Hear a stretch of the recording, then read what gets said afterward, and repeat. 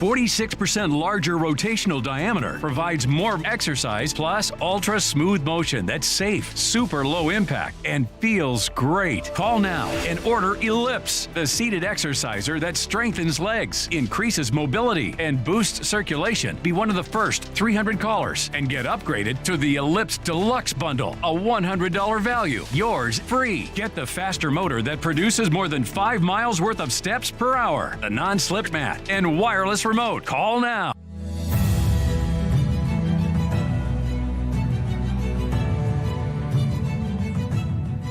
Awesome, huge, big announcement by President Trump in terms of the development in the Middle East war with Iran. Yeah. It might be coming to a close. It all depends upon how these talks between the two nations actually are conducted with a hard red line in terms of no nuclear power.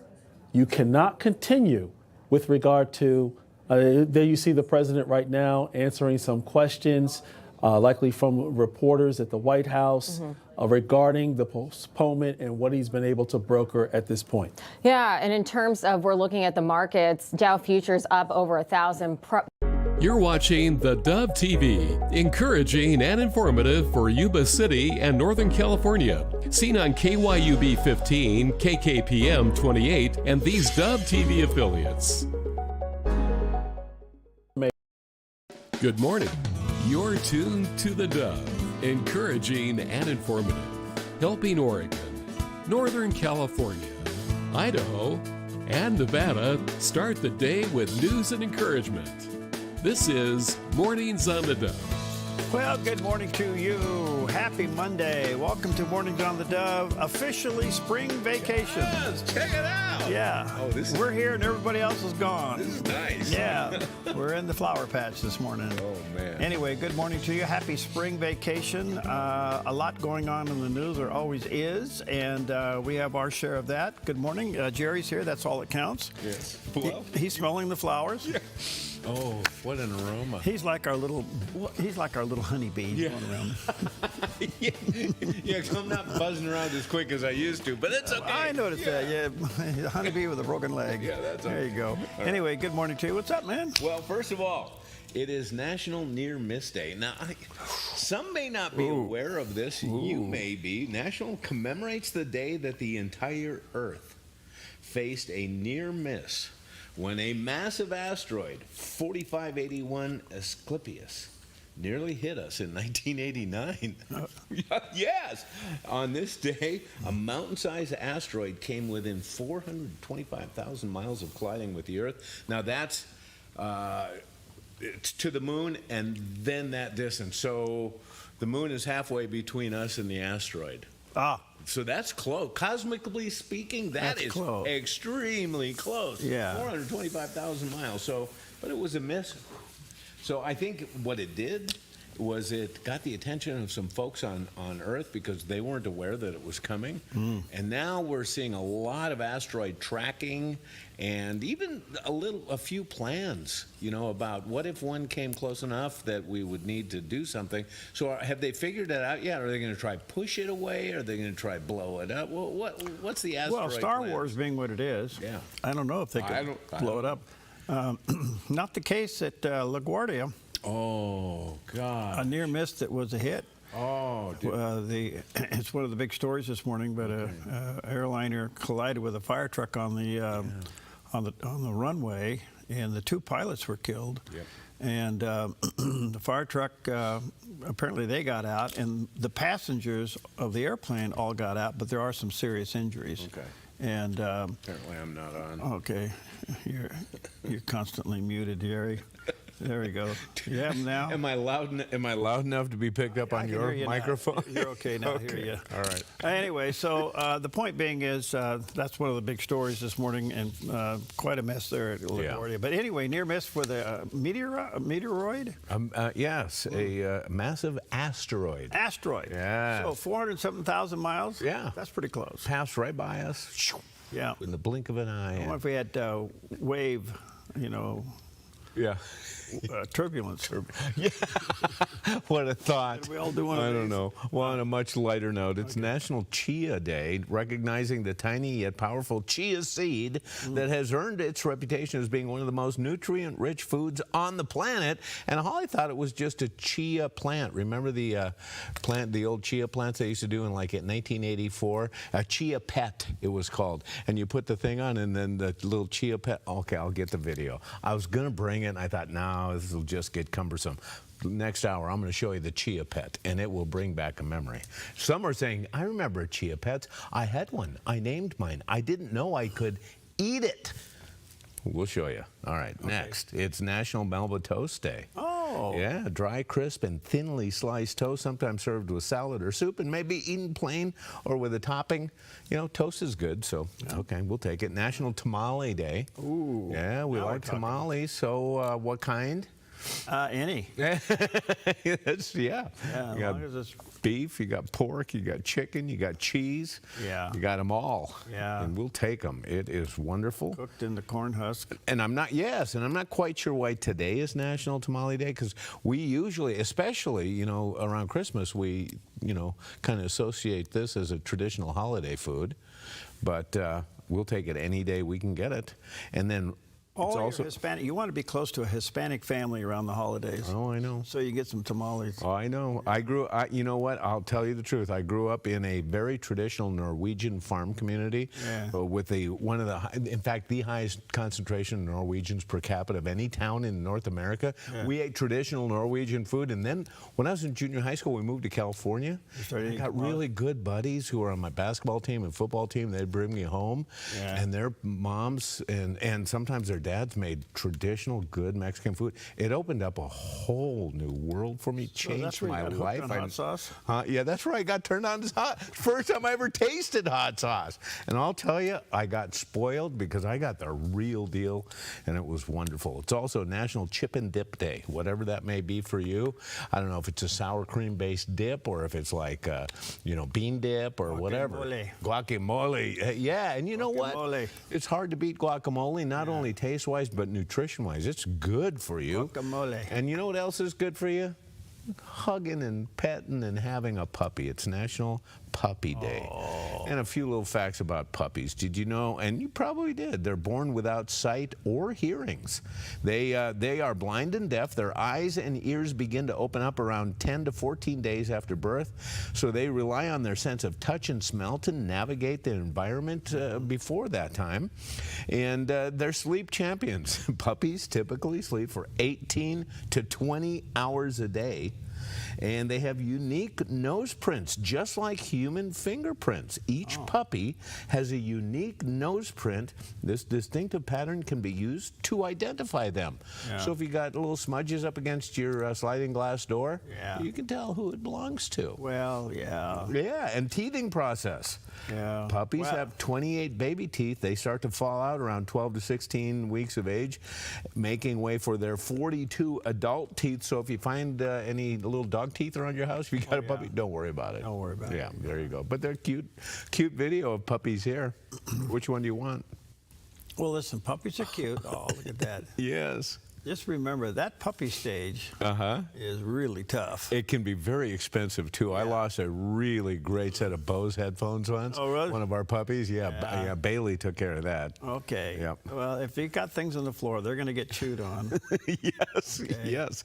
And then they don't understand that they're supposed to go outside. That's right, yes. So you got those problems. Yeah, and of course, you know, in that chewing thing, footwear can be a real dangerous thing. I had one really great boot that had a tongue chewed up that I actually wore it like that for about 1.5 years before I finally gave up on it. Well, you know what you ought to do now is get it, because you're down to one dog, right? I'm down to one, yeah. You need to get a puppy now. Yeah. And then give them all of your left shoes.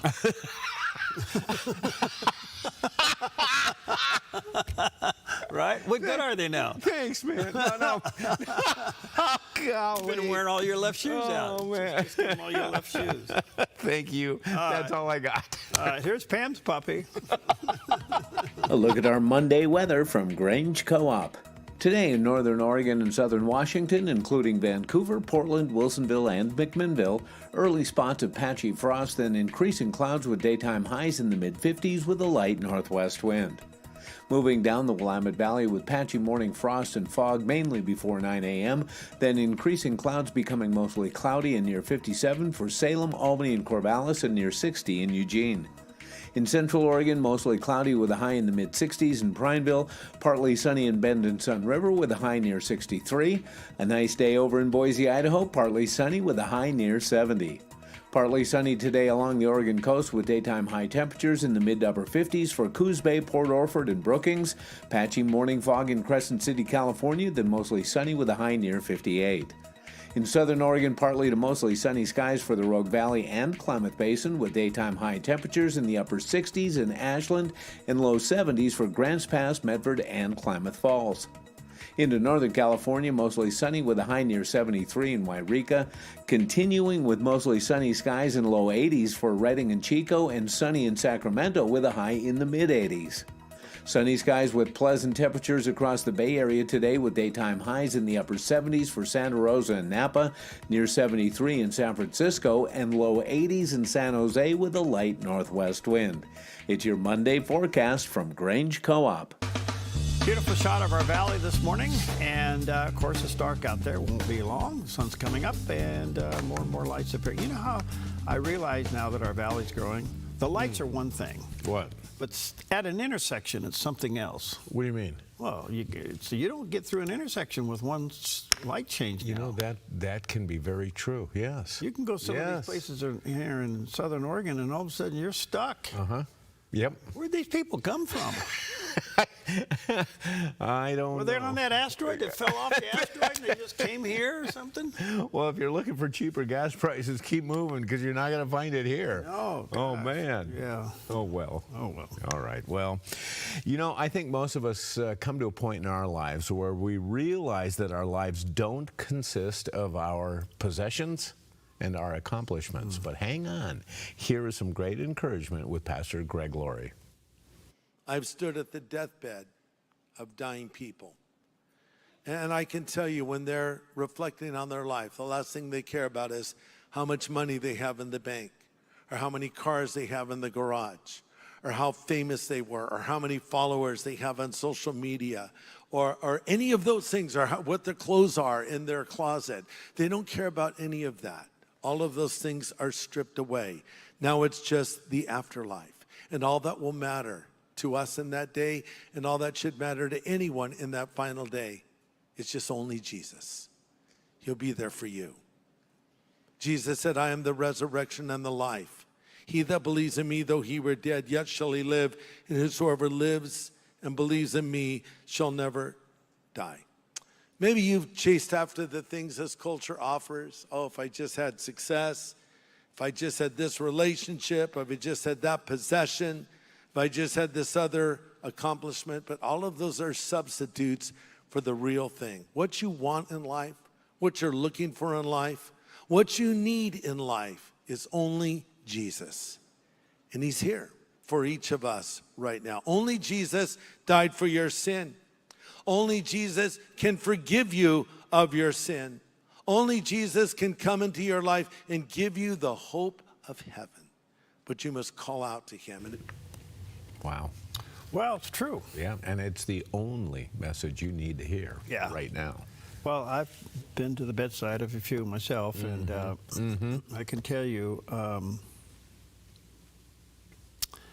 those are amazing moments. Yeah. They're amazing moments. They really are. I can't say that there's a pattern there other than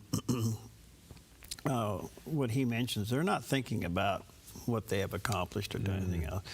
They're thinking about where they are and where they're about to go. Yeah. You know, so pretty good stuff. All right, good morning to you. 12 past the hour. Let's take a look at some of the top stories. And the back and forth over the weekend with the president basically giving Iran 48 hours to make a decision about opening up the Strait of Hormuz. And then with the threat of blowing up the infrastructure, well, all that's been put on hold again. Yeah. The president announced just a little while ago his plans for military strikes against Iran's energy infrastructure, gave it 5 more days after what they called a very good and productive talk. He said, quote, "I am pleased to report that the United States of America and the country of Iran have had, over the last 2 days, very good and productive conversations regarding complete and total resolution of the hostilities in the Middle East." So we'll see where this is going to go. The big thing is the opening of the strait. So we'll see what this happens. In the meantime, Iran threatened to completely close the strait, as you remember. This was the response to the president's ultimatum when he said, we're going to give you 24 hours. Here's the interesting thing about the strait. I can't help but think the strategy and the intelligence of where things are, how Iran still sneaks a missile out once in a while. It is a little bit of a mystery, you know. And you would think that they would immediately see where that thing was fired from and zero in on those areas. But the problem is, I don't know. The problem is, yes, they have these surprise missiles that can be launched anywhere. Gas prices are still high across the world because of this mess. But the ships do not want to risk it, because you lose a ship and you lose billions of dollars. So we'll see where this is going to go, but apparently there's 5 days now here. And it's got to be harder to find the drone sites because they can fly those out of a hole in the wall almost. You know, they don't need a rocket launcher or something. And apparently the strait is heavily threatened by a lot of drone activity. So I don't know how you root all that stuff out. I don't know either. I can't help but think if they know where people are, they know where that stuff is, and they're trying to figure out how to do it. Now, there's a reason why we have 4,000 troops sitting on ships offshore. So anyway, far from over, but things seem to be winding down. The president, isn't it interesting? You feel like you shouldn't say something because people hate the president so much they won't hear what you say. Yes, it doesn't matter what it is. They hate him so much that even if I was to say something they would receive it. But if I told them that he said it, they would reject it. You know.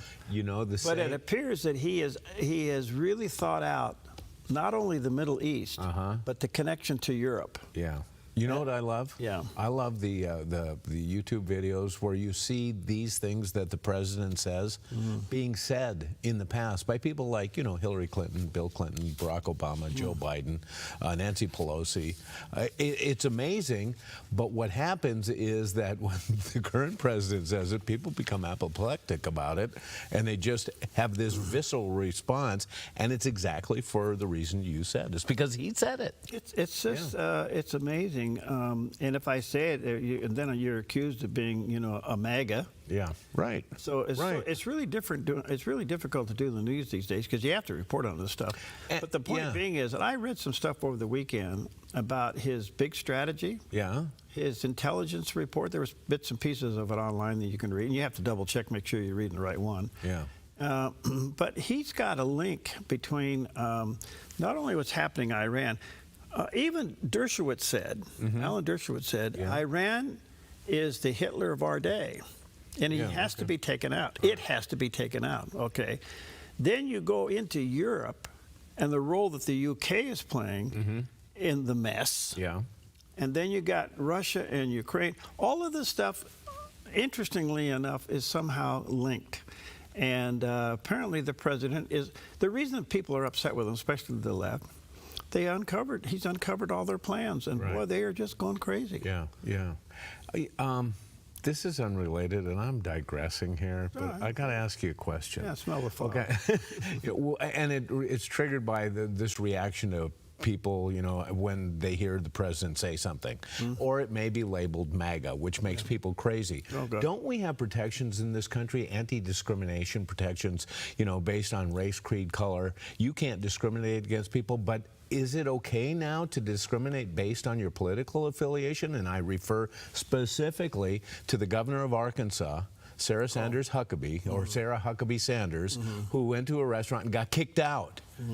And this is the sitting governor of a state. How on earth can any establishment get away with this with the current civil rights laws and the anti-discrimination laws that we have in our country? Okay, good question.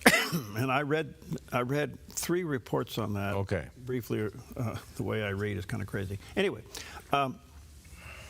she reported what happened, and you listen to this, and basically, her being in this restaurant supposedly made the staff of the restaurant uncomfortable. And she was asked to leave, get booted out. Okay. Right. All right. Now, that could be an act of discrimination. It is. Okay. Yeah. Calling people's name is protected by the First Amendment. What do you mean? That's freedom of speech. Okay. So there's a fine line between freedom of speech and even as disrespectful as it can be, and an act of discrimination. So when she's booted out, that's an act of discrimination. Right. Yeah. But they could have stood there at her table and called her a bunch of names. Oh, okay. Okay. All right. I don't like that. Don't get me wrong. In fact, who was it? Jeffress, who is minority leader in the House. Oh, Hakeem Jeffries? Jeffries. Yeah. I think Jeffries. That's Yeah, that's yeah. Pastor Jeffries. Jeffries. Yeah, Okay. and I want to Did you talk hear about what he him too. Did you Yeah. hear what he said about the president? Oh, yeah. He better shut his mouth or something. Yeah. Well, he said something before mouth. Oh, okay. All right. Now, as disrespectful as that is, he can say it. He can say he's got freedom of speech. Yeah. Right. Yes. Anyway, Yes. back to the other stuff. Okay, sorry. Yeah. All right, here we go. Mullen did get through the test vote in the Senate to become the next Homeland Security chief. Okay. And he's going for the full vote today. So it looks like he could be sworn in later on this afternoon. Think he'll make it? I think he will. Yeah. I don't think. I mean, there's always some uprise because Yeah. he was nominated by Trump. He's already a bad guy. Of course. Okay. Yeah.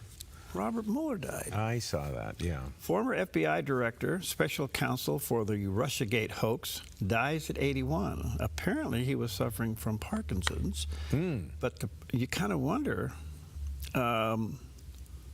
did he have this when he was special counsel investigating the president? Oh, that's a great question. I wonder, huh? He comes out with his report and found no there there. Right. And it really upset the ranks. One of the articles I read was he knew he had crossed the line when he allowed all the Russiagate investigations to go on. Then he called back to do a special counsel, and he looked for a way to redeem himself by spending millions of dollars to come up with what he already knew. Right. And that was there was no there. There was no there. Right. They knew it before they started. Yeah. Right. Absolutely. But I didn't know that he was that ill. On the other hand, right. On the other hand, my mom taught me, especially at certain moments in life, if you don't have something good to say, don't say anything at all. And I wish the president had taken that upon the death of Robert Mueller.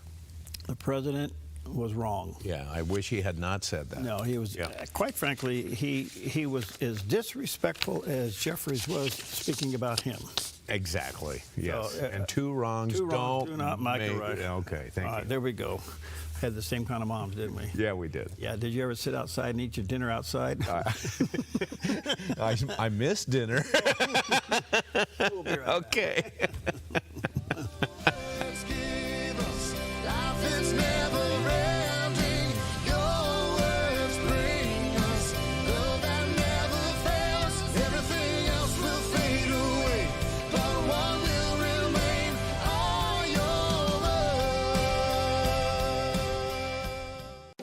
Since 1934, Grange Co-op has been more than just a store. We've been a cornerstone of our community, owned by people like you. We proudly offer top-quality farm and ranch supplies, including our own Rogue feed, as well as workwear, Western apparel, garden essentials, and pet care products. By signing up as a Grange Rewards customer, you not only enjoy exclusive benefits like special offers and 1% back on most purchases, but you also become part of something bigger, a cooperative that you own and help shape. Join Grange Rewards today. I'm Susanna, and I contracted KA Designs to do custom cabinets throughout my house.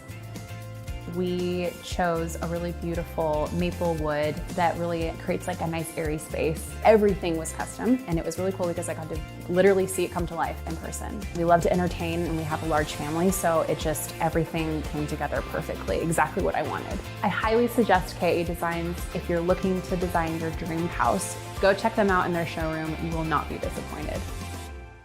The 71.5 Golf Challenge arrives Saturday, May 16th with a 4-person scramble, morning and afternoon shotguns, and a 6:30 award social. Register your team by April 1st for an early bird special. Score the team player pack for just $20 instead of $100 with the code EARLYBIRDIE. Become a sponsor and help kids across Southern Oregon. Visit 715.org or call 541-779-3275. At the 71.5 Golf Challenge, your drive saves lives.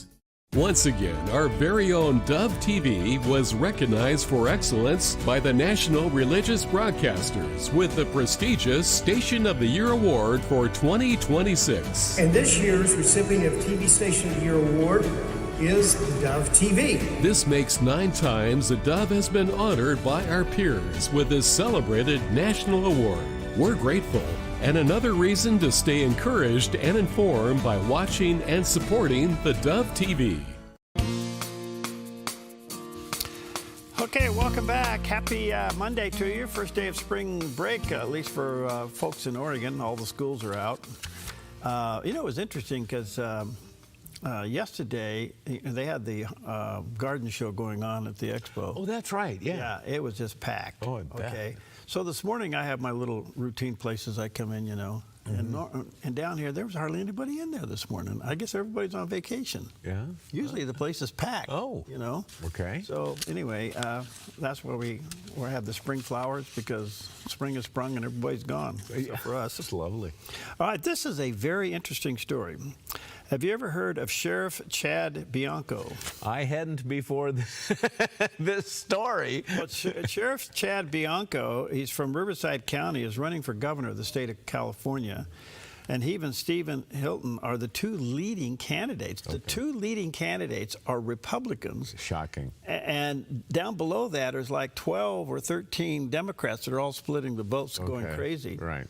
And the way California runs their crazy primaries, in May they're going to have a primary, and the 2 top people will run off in November. Explain that type of primary. That's an open primary. This is why you don't want an open primary. This kind of stupid stuff comes out of it. Okay, all right. You don't want open. When I was chairman of the party, I fought this like crazy. Now, normally it works really well for the controlling party, doesn't it? Well, that's the point. Yes, yeah. So when you have a supermajority party running a state, they can take control. So anyway, they thought, well, this is how we do it. Well, Governor Newsom has ran California so far into the ground that 13 Democrats didn't even get the endorsement of their own party. Oh, my gosh. Okay, so they're splitting the vote like crazy. And the 2 guys popping to the top is Steve Hilton and this sheriff. Now, this sheriff over the weekend found the candy jar. Oh, what did he find? I mean, for his election. Okay. Anyway, he said he will physically recount ballots from the November special election, and it had to do with Proposition 50. He supposedly has seized over 650,000 votes from the state's November election this week that could be fraudulent. No way.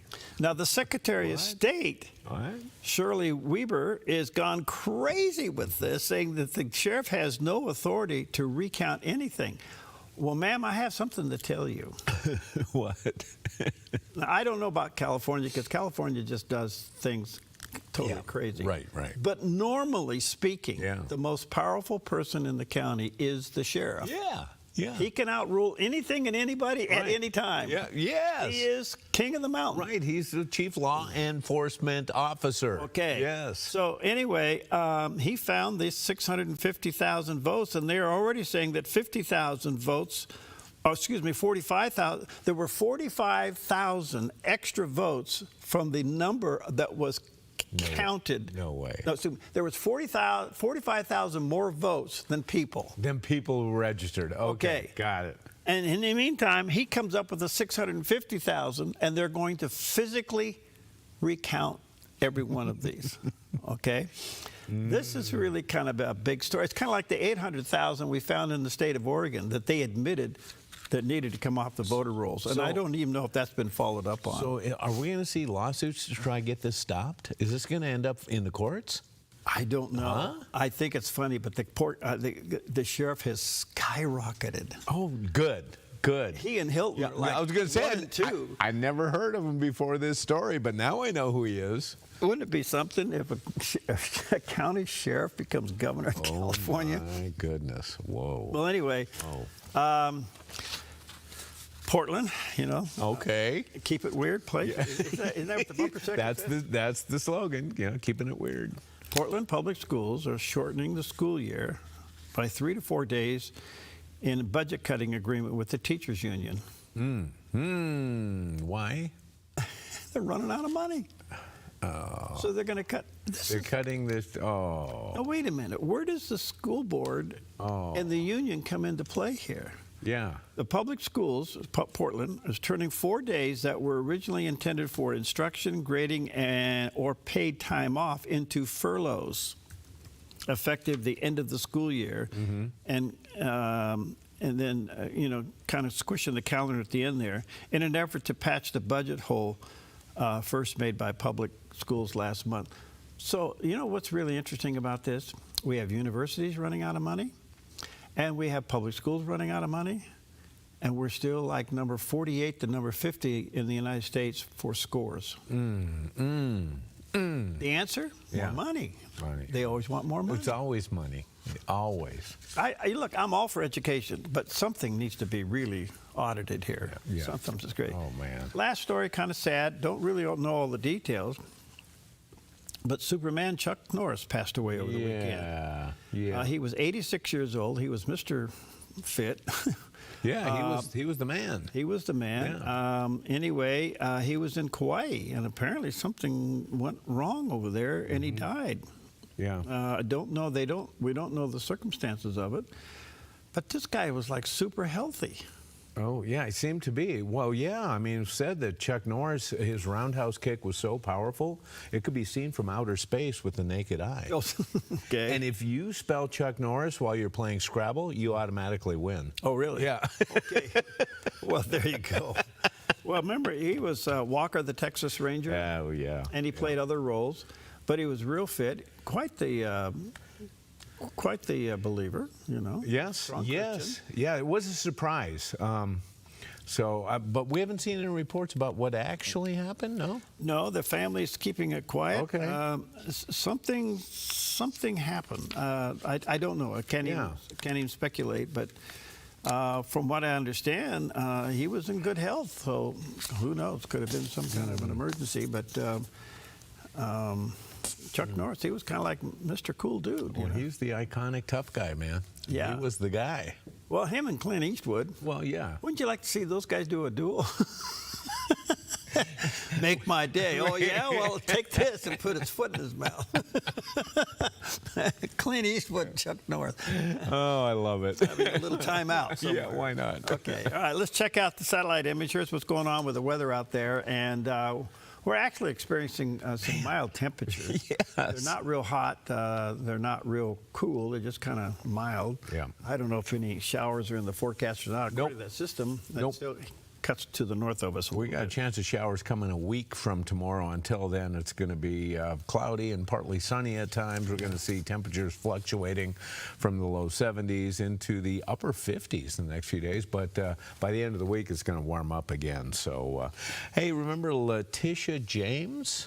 Well, she's still around, and she has threatened NYU, New York University, to ignore federal guidelines to restart trans surgeries on minors. She's the Attorney General, right? Yeah. She's supposed to be in charge of enforcing the law, right? Yeah. Okay. Lawyer Jonathan Turley spoke to Fox News about the legality of her threat. Now, this is an extraordinary move by James. It's just the latest controversial move that she has made as Attorney General. She's essentially telling these hospitals that if you comply with federal guidelines, I'm going to prosecute you. I'm going to seek a recovery of damages from you, possibly shut you down. She's not clear on how far she would go. But the real irony here is that often you hear this mantra from people like James of we have to follow the science.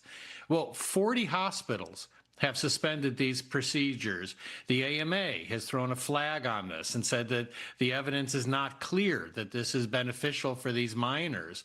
The Society of Plastic Surgeons opposes these procedures. And so what James is saying, that even if your hospital reaches the same conclusion that this is harmful and that we should not be doing this, you still have to do it because I'm going to charge you as discriminatory. And Lawrence, you've got to keep in mind that many of the European countries have also moved in the way of the Trump administration, according to what was called the Cass report, that raised serious concerns over these procedures in terms of the harm to minors. Yep. Okay, so there's two things here. Minors. Yeah. Oh, yeah. Yeah, great point. Okay. Yeah. Minors. I mean, why aren't minors protected by the law? Yes. Okay. Secondly, the interruption between her so-called biases between the minor and the parent and the hospital, it would seem to me, I'd like to talk to Turley there about, okay, how do you stop her? Yeah. Doesn't federal law preempt whatever she may be thinking? Well, she's probably thinking Title X, which is state laws versus federal laws. But it would appear to me that some court system would go after her. Somebody would go after her. Yes. And stop this nonsense. Right. Yes. You know? But it also shows you the evilness of these people. Now, I'm going to say this carefully. This is evil. Yes, it is. Yeah. This isn't political. Right. It's evil. Yeah. You have to fight fire with fire. This is evil. To take God's creation and to manipulate it and say, God made a mistake and these kids can do what they want. A mind can make a decision on this. The whole argument is just crazy. Yeah. But the physical part of it is even more crazy. It's a violation of creation and natural law. She needs to go. And I don't know, at this point, how do you get her? Yeah. I don't know. I think the only thing boils down to what does federal law say, and is it enforceable? Period. Yeah. Yeah. All right. So what do we have today? We're looking at Melba toast. We're looking at tamales and. Oh, tamales. Melba toast doesn't do anything. Okay, let's leave it on tamales. We'll go with tamales. Right. You know, and I like. Yeah. You know. Salsa, hot salsa. Hot salsa. Yeah. Do you like? Have you actually eaten a jalapeno? Oh yeah. Yes. A whole one? Oh sure. Like. Yeah. Why not? That's why your hair went gray. We'll be right back.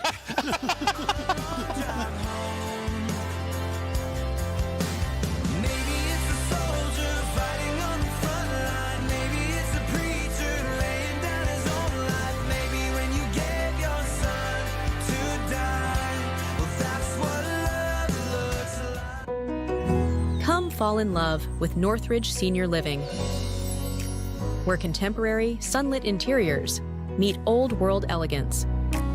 Walk through our lovely hallways and enjoy the fun staff-led activities. Forge lasting friendships with other residents and our exceptional caregivers. Dine in style. Gather near the fireplace under breathtaking chandeliers. Our reasonably priced apartments are spacious with private balconies. Northridge is Christian-owned and operated, pet-friendly, and only 2 blocks from Asante Rogue Regional Medical Center. On-site, in-home care is available. We also offer senior adult daycare, where your loved one can spend the day with us, and the evenings with you. Northridge Senior Living. Your home. You are invited to the 2026 Access Senior Fair, Tuesday, March 24th from 9 a.m. to 3 p.m. at Rogue X. Over 80 vendor booths offering helpful resources for seniors and their families. Try your luck at a round of bingo complete with prizes. All are welcome at the largest free and fun senior resource fair in Southern Oregon. We'll see you Tuesday, March 24th from 9 a.m. to 3 p.m. at Rogue X. Once again, our very own Dove TV was recognized for excellence by the National Religious Broadcasters with the prestigious Station of the Year Award for 2026. And this year's recipient of TV Station of the Year Award is Dove TV. This makes 9 times the Dove has been honored by our peers with this celebrated national award. We're grateful, and another reason to stay encouraged and informed by watching and supporting theDove TV.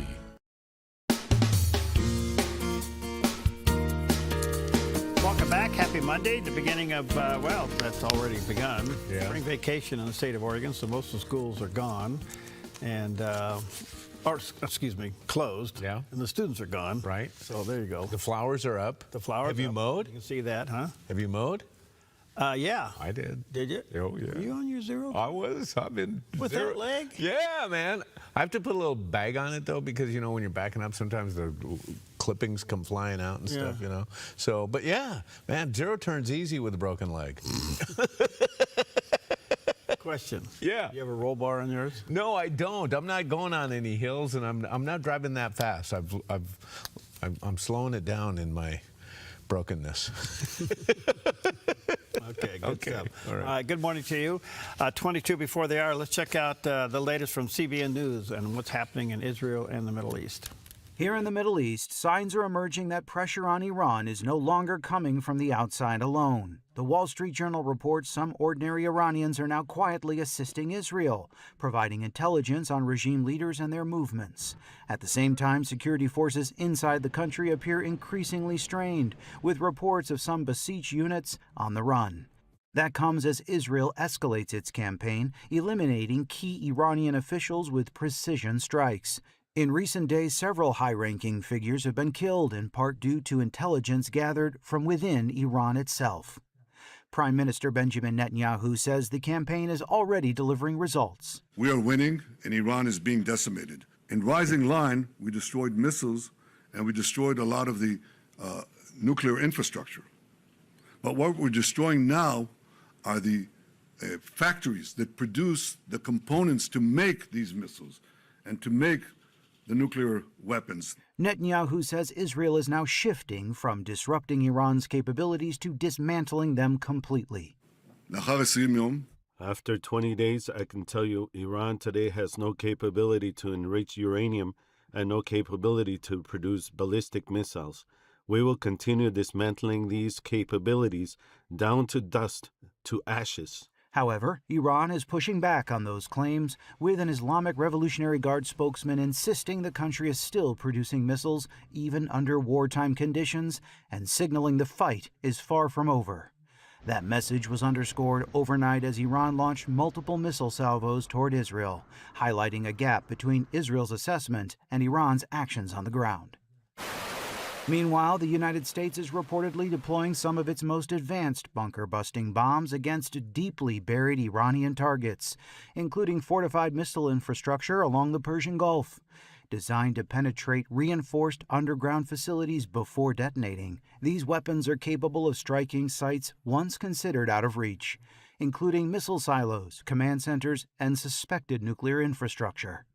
U.S. Central Command reports the scale of the campaign continues to grow, with more than 7,800 targets struck, over 8,000 combat flights flown, and at least 120 Iranian vessels damaged. In a separate development, a U.S. F-35 fighter jet was forced to make an emergency landing after a combat mission over Iran. While the pilot is safe, reports suggest this may mark the first time a U.S. fighter was struck by enemy fire. Beyond the battlefield against Iran, U.S. investigators are expanding a probe into UNRWA, the United Nations Relief and Works Agency, examining alleged ties between employees and Hamas, including possible connections to the October 7th attacks. The New York Post reports a U.S. diplomat says more than 100 individuals are now under investigation, with 14 already identified as having affiliations with Hamas. Joshua Swanson, CBN News, Jerusalem. Albert Vexler, welcome to Jerusalem Dateline. Now, you're supposed to be having a prayer breakfast, Jerusalem prayer breakfast in Canada, and you're here. What happened? Well, despite the fact that they have canceled our flights, we are on our way. Okay. We'll go through Egypt and then fly all the way to Canada, and we'll make it on time. So we are never giving up, you know. That's good. That's good.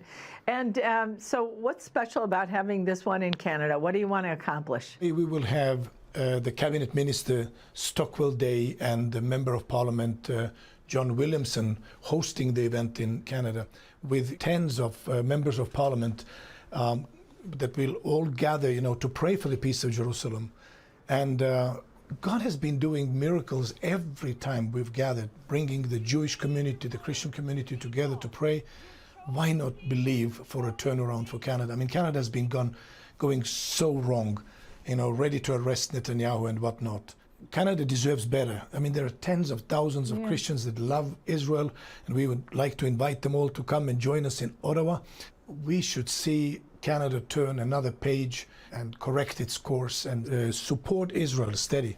Okay, and after that you have another one in the Faroe Islands. Yes, we have, after the Passover, actually it's in the very end of the Passover week, Faroe Islands. It's 18 islands that are connected with undersea tunnel. It's quite sophisticated place. And you have maybe 55,000 people there. Most of them love Israel, want to see their representation, in Jerusalem and not in Tel Aviv. And it's quite a remarkable place. So we would invite people to these exotic islands in April. And after that, you're back in Israel for your Jerusalem prayer breakfast in Jerusalem, and it is a special one. Right, it's the 10th annual event, and it's quite interesting how God has orchestrated the numbers. It's our 40th event altogether, so 30 events outside of Israel. Wow. And then as we gather on May 26 to 28, it's going to be 40 events altogether. We're giving out a book commemorating these 10 years and looking forward for another 10 years. Mm-hmm. All right, well, there you go. Yep. The latest from there. And always a perspective, always a good Christian perspective. Yes. All right, let's check out Pam's puppy. No. So look at our Monday weather from Grange Co-op. Today in northern Oregon and southern Washington, including Vancouver, Portland, Wilsonville, and McMinnville, early spots of patchy frost, then increasing clouds with daytime highs in the mid-50s with a light northwest wind. Moving down the Willamette Valley with patchy morning frost and fog mainly before 9 a.m., then increasing clouds becoming mostly cloudy and near 57 for Salem, Albany, and Corvallis, and near 60 in Eugene. In central Oregon, mostly cloudy with a high in the mid-60s in Prineville, partly sunny in Bend and Sun River with a high near 63. A nice day over in Boise, Idaho, partly sunny with a high near 70. Partly sunny today along the Oregon coast with daytime high temperatures in the mid to upper 50s for Coos Bay, Port Orford, and Brookings. Patchy morning fog in Crescent City, California, then mostly sunny with a high near 58. In southern Oregon, partly to mostly sunny skies for the Rogue Valley and Klamath Basin with daytime high temperatures in the upper 60s in Ashland and low 70s for Grants Pass, Medford, and Klamath Falls. Into northern California, mostly sunny with a high near 73 in Wairika, continuing with mostly sunny skies in low 80s for Redding and Chico, and sunny in Sacramento with a high in the mid-80s. Sunny skies with pleasant temperatures across the Bay Area today with daytime highs in the upper 70s for Santa Rosa and Napa, near 73 in San Francisco, and low 80s in San Jose with a light northwest wind. It's your Monday forecast from Grange Co-op. A little more sunlight on the project there. That's taking off. Let's see here. That's over on, that's, what is that? Balding. Oh, okay. Yeah. Looking westward. Makes sense. There you go. All right. All right. Well, on this day in 1857, a simple invention came forth that changed the way cities would grow forever. Instead of going this way, they now went this way. Check it out. At 488 Broadway in New York City, inventor Elijah Otis installed the world's first commercial passenger elevator. Now, elevators already existed, but there was one big problem. They weren't exactly safe. If the cable snapped, the car would come crashing down. Otis changed that with a revolutionary safety brake system that would lock the elevator in place if it failed. In fact, he famously demonstrated it by standing on a platform, cutting the cable, and safely stopping midair. The result? People finally trusted elevators, and architects could start thinking up instead of out. That one innovation helped pave the way for modern skyscrapers and completely transformed city skylines around the world. From a single building in New York City to the towering cities we know today, it all started with a safer ride up. How about that?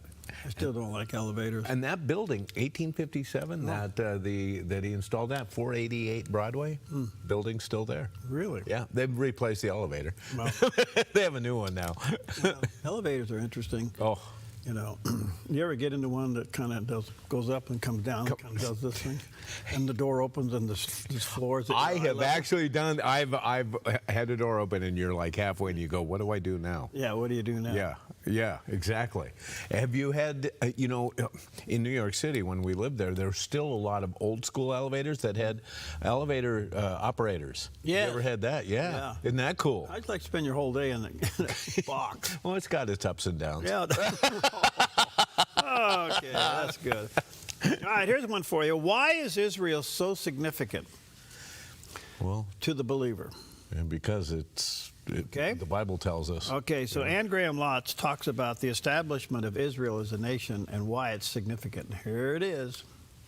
So nobody knows the day or the hour.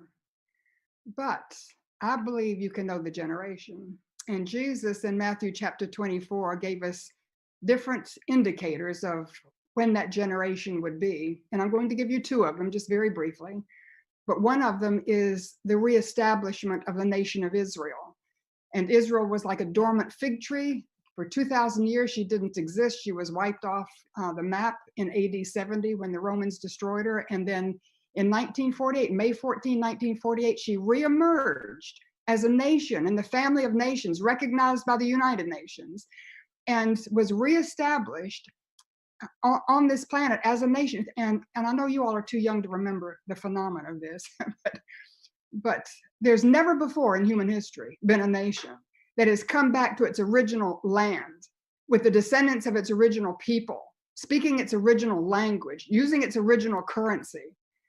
And that's a phenomenon. That's a sign. Jesus said, the generation that sees that take place is the last generation. And listen to me, I was born in May 1948, just to help you. I'm 71 years of age. I know you'll be figuring that out. But I was born 1 week after Israel was reborn. So I believe I'm the generation. If I live out my natural lifetime, I believe I'm going to live to see the return of Jesus Christ to this earth. Jesus is coming. He's coming. The other indicator in Matthew 24, verse 14, says that when the gospel is preached to the whole world, then the end will come. And right now, in my generation, the gospel is being preached to the whole world. People around the world, maybe they can't get it in their first language, but they can get it in their second or third. Maybe they can't get a live presentation, but they can get it through printed material or through internet or television or some sort of recording. The gospel, for the first time in human history, is circling the globe. Jesus said, then the end will come. So look up. Your redemption is drawing near. Mm-hmm. You let that sink in. Yeah. Okay. All right, we'll take a quick break. We'll be right back. I'm gonna walk and not grow faint. Rise up on wings like eagles to soar. I know with everything you're with me. I know you're working as I wait. The Lennox iComfort S30 thermostat can sense changes in your environment. It even knows when you come and go. So now your home's most important system is also the smartest. Metal Masters can give you the smartest home comfort system available. It knows when you're away and adjusts when allergens and humidity get uncomfortable. Trust Metal Masters to provide perfect air for your family. Lennox. Air is life. Make it perfect. You are invited to the 2026 Access Senior Fair, Tuesday, March 24th from 9 a.m. to 3 p.m. at Rogue X. Over 80 vendor booths offering helpful resources for seniors and their families. Try your luck at a round of bingo complete with prizes. All are welcome at the largest free and fun senior resource fair in Southern Oregon. We'll see you Tuesday, March 24th from 9 a.m. to 3 p.m. at Rogue X. The Dove TV and Radio would like to thank you for your generous year-end support. We were a little bit short of our goal, but still able to renew all our tower contracts for another year. So all along the Dove Network, you can continue to see and hear encouragement and information the Dove brings. It's your continued prayers and support that make the Dove work. Thank you again from the Dove TV and Radio, encouraging and informative. Do events in the world leave you confused? A world where up is down and down is up. Mornings on the Dove knows how you feel. We're here to offer God's hope and encouragement and to help you to sort it all out. Alerting you to the truth that the mainstream media would rather you not know. Common sense discussions on what's really going on. That will leave you better informed and encouraged by the gospel. In this upside down world, get it straight. Watch Mornings on the Dove weekdays. All right, welcome back. 7 minutes before the hour. One of the stories that popped up last week I just couldn't quite get my handle on is the House Oversight Committee, James Comer, they subpoenaed Attorney General Pam Bondi. Oh, yeah. So he went on the Newsmax called Wake Up America to tell the viewers what this is all about. We meet, as you say, behind closed doors, but there's a transcribed reporter that transcribes everything, as well as we video and audio. So we make those depositions public within hours after the deposition. So for all practical purposes, our depositions are public. Now, the genesis of the deposition is the committee voted to subpoena Attorney General Bondi. All the Democrats, they're always making motions, and throughout history on the Oversight Committee, the minority party makes motions to subpoena people, but the majority never joins in until this year. Then I've got about 4 or 5 Republicans that vote with the Democrats on everything they do. It doesn't matter what.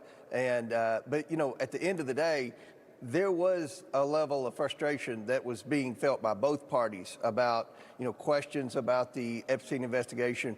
Attorney General Bondi has said on TV numerous times there's an ongoing Department of Justice investigation. Well, we need to know what they're investigating to make sure we're not, you know, offering duplicative types of investigative routes. You know, we need to make sure that, you know, are there more documents to be released? And if so, when are they going to be released? If there are no more documents that are going to be released, we have questions about specific documents as to why they're not being released. So I encourage the Attorney General to come in before the deposition and give us an update, because it's probably going to take a couple of months to bring the Attorney General in for a formal deposition that, again, wasn't served by me. It was served by a majority of the committee. All the Democrats and 5 Republicans voted to subpoena her. So I had to issue that subpoena. But I want to work with the Attorney General.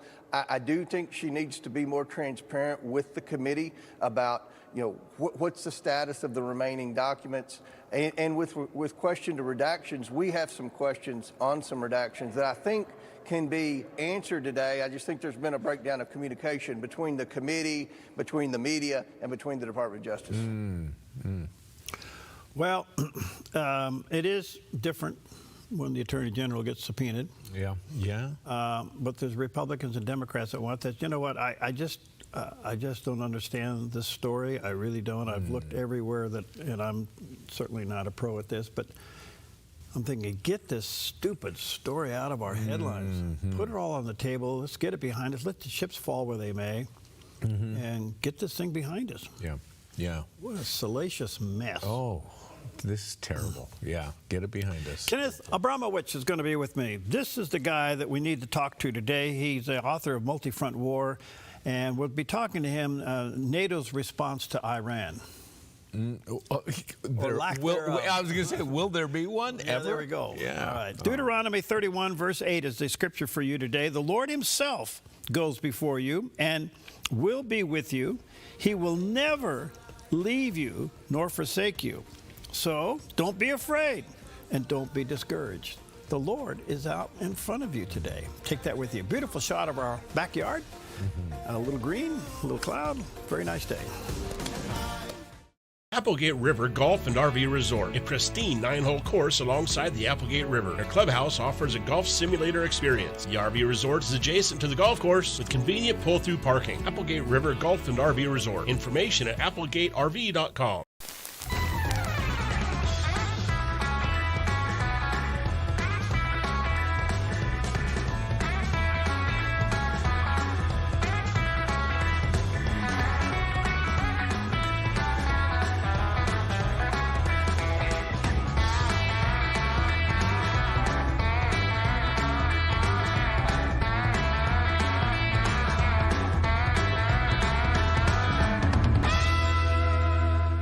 Hi, I'm the SOS Alarm guy, here to tell you about a great deal. SOS Alarm will not only beat any internet deal, but will install the system too. So burglars, beware.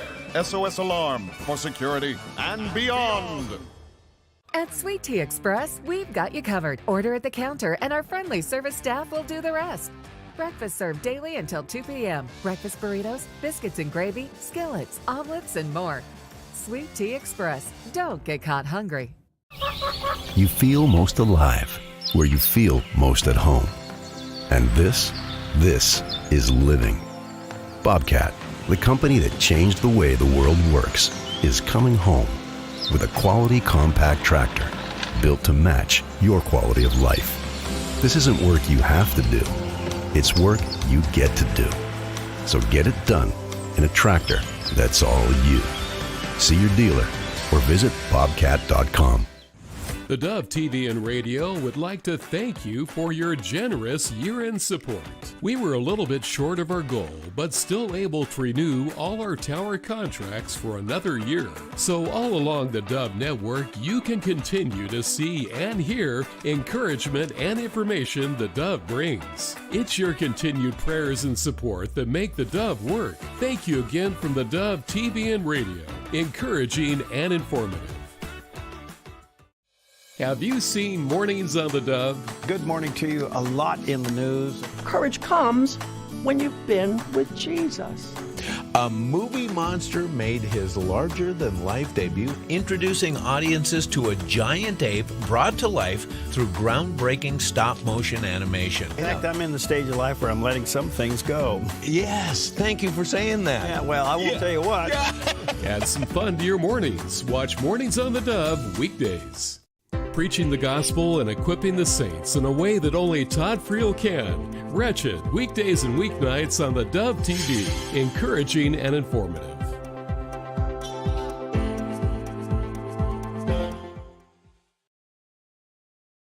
Good morning. You're tuned to the Dove, encouraging and informative, helping Oregon, Northern California, Idaho, and Nevada start the day with news and encouragement. This is Mornings on the Dove. Well, good morning to you and happy Monday. Welcome to Mornings on the Dove. Welcome to spring break. Yeah. And look at Jerry, he's like the little bumblebee. Yes. Running flowers there this morning. Yeah, and beautiful. I have flowers all over this set. Well, it is spring break here in the state of Oregon. Okay. Most of the schools are, well, they all pretty much canceled. Yeah. Or if they canceled, they're off. They're off, yeah. And so anyway, spring break has sprung, and happy Monday to you. A lot going on in the news. There always is. Beautiful weather out there. Not hot, not cold, just kind of nice. Yeah. Clouds kind of come and go, you know. So anyway, what do you got? Well, first of all, look out. It's National Near Miss Day. Oh, that got close. Okay. This commemorates the day that the entire Earth faced a near miss when a massive asteroid, 4581 Asclepius, nearly hit us on this day in 1989. We didn't even know about it until half a right million afterwards. miles away? Yeah, it was like 425,000 miles away to the moon, and then that distance again, which is, you know, cosmically speaking, that's pretty close. Yeah. That's a near miss. Was there a wake? They didn't know. They didn't actually know it was passing by us until it went right by us, and they're like, hey, wait a minute. We forgot to duck there. Did you see that thing coming at us? Did it create an eclipse? No, it was too far out. But it did kind of alert them, and now we see a whole bunch of these asteroids being tracked. And You sure wasn't Elon Musk fooling around in his backyard? I don't know. I don't know. Maybe there's a reason why Elon says occupy Mars. I don't know. There you go. Yeah. Yes. And also National Chia Day, recognizing the tiny yet powerful chia seed that has earned its reputation as being one of the most nutrient-rich foods on the planet.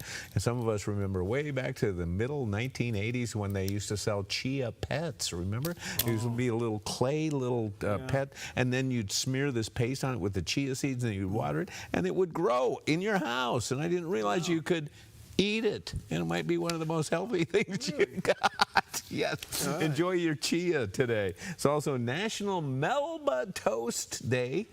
Melba toast, a dry, crisp, and thinly sliced toast, sometimes served with salad or soup, and may be eaten plain or with a topping. Put a little peanut butter on, you got peanut butter toast. Okay. Also, we'll take this instead because it's National Tamale Day.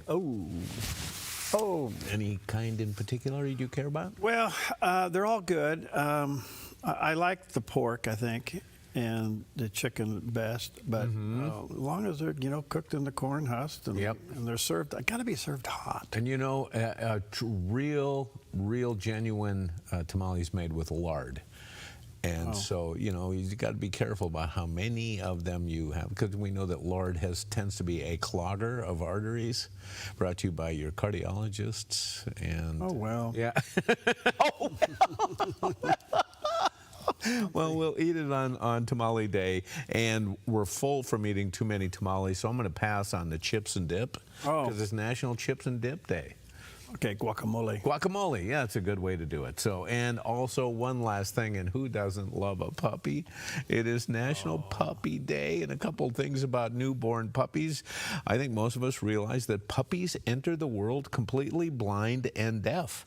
Their eyes and ears begin to open about 10 to 14 days after birth, and in the meantime, they have to rely on their sense of touch and smell to navigate their environment, and they are sleep champions. Puppies typically sleep for 18 to 20 hours a day, and they spend the rest of the time chewing anything of mine that they can find, including Bose headphones.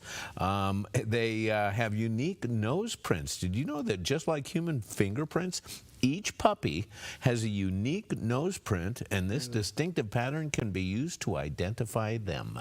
How about that? So if you got a little puppy nose up against your sliding glass door, you can tell who did it. I can tell who did mine anyway, because it's all little people fingerprints. Oh, there. Yeah, so there's no room for puppy noses, but we have beautiful puppy footage here, and if you don't have one and want one, this will probably push you over the edge. Well, you got to have a puppy. I mean, puppies, look at that. Oh, they're sweet. The puppy stage is just tough to get through, though. Yep. Oh, it is. They chew on everything. Yep. They go everywhere. And part of the chewing is they lose their teeth, their baby teeth, and then it's kind of uncomfortable when they get their adult teeth in, and they spend some of that time chewing on things and then you go and you find a $350 pair of Bose Am I stuck on the Bose headphones? Yeah. Anyway, thank you, Bailey. Well, you guys are down to one dog. Yeah, now we are. You really need another dog. I know. And you need to get a puppy. Get a dog that's kind of medium sized so that when you guys go on your little outings, they can take the little.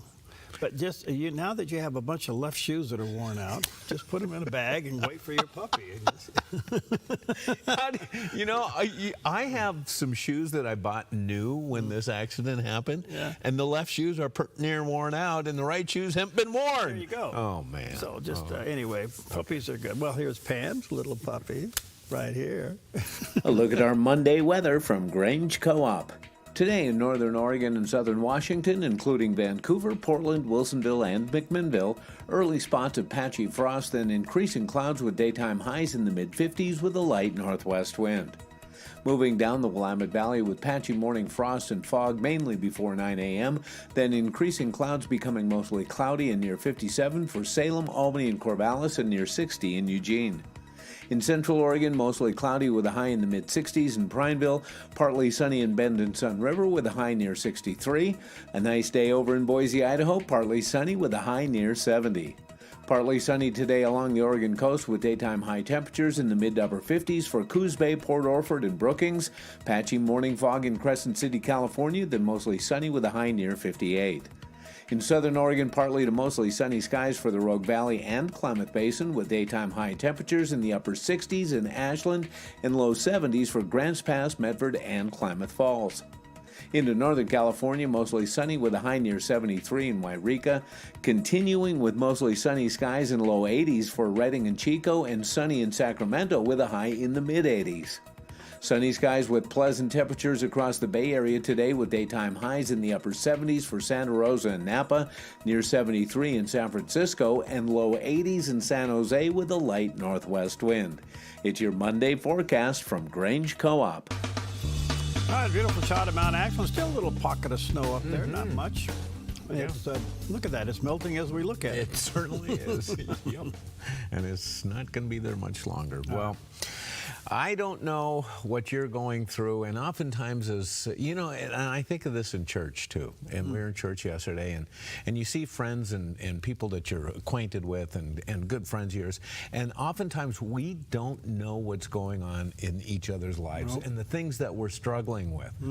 But the Lord does. Jesus knows what's going on in your life, and here was some great encouragement as Pastor Greg Laurie. This is my beloved Son, in whom I am well pleased. Listen to him. And then we read in verse 36, when the voice finished, there was only Jesus. And they didn't tell anyone at that time what they had seen. Only Jesus. Not Jesus, Moses, and Elijah. They've left the scene. And that's really what it comes down to in life. All that you need is only Jesus. Only Jesus, not Jesus and ritual, not Jesus and the sacraments, not Jesus and good works. Only Jesus can save you. It's Jesus only. And friends will let us down. Family will sometimes let us down. But even when that happens, there will be Jesus with you. Friends come and go. Jesus comes and stays. Only Jesus can meet the deepest needs of your life. Only Jesus can heal your broken heart. Only Jesus can give you the strength to go on. Because I might be talking to somebody right now that doesn't feel like they can go on another day. You said, I've had enough. It's too much. I give up. And Jesus is there with you. And remember what Psalm 23 says. Yea, though I walk through the valley of the shadow of death, I will fear no evil, for you are with me. Well, good stuff all the way through. All right, good morning. 9 minutes past the hour. Let's take a look at some of the top stories this morning. And as you may have known, over the weekend, the president gave Iran 48-hour ultimatum to open up the straits, or he was going to take out the infrastructure. Well, all of that has changed. The president says now they're in a kind of an emergency stay of 5 days. The president said he's pleased to report that the United States of America and the country of Iran have had, over the last 2 days, very good and productive conversations regarding a complete and total resolution to the hostilities in the Middle East. So apparently the two sides are talking. Have no idea what this is, but in the meantime, the Strait of Hormuz is still shut down. Very threatening. Iran has lobbed some serious missiles over the weekend, especially into Israel, done some damage, hurt some people. And the strait is still closed, and a lot of the ships just don't want to risk it. So in the meantime, we'll find out a little bit later, but will NATO get involved? Will NATO? What? Probably not. But 20 countries, now he went from 0 to 20 countries, says they're willing, but they haven't given the conditions. So it's kind of crazy.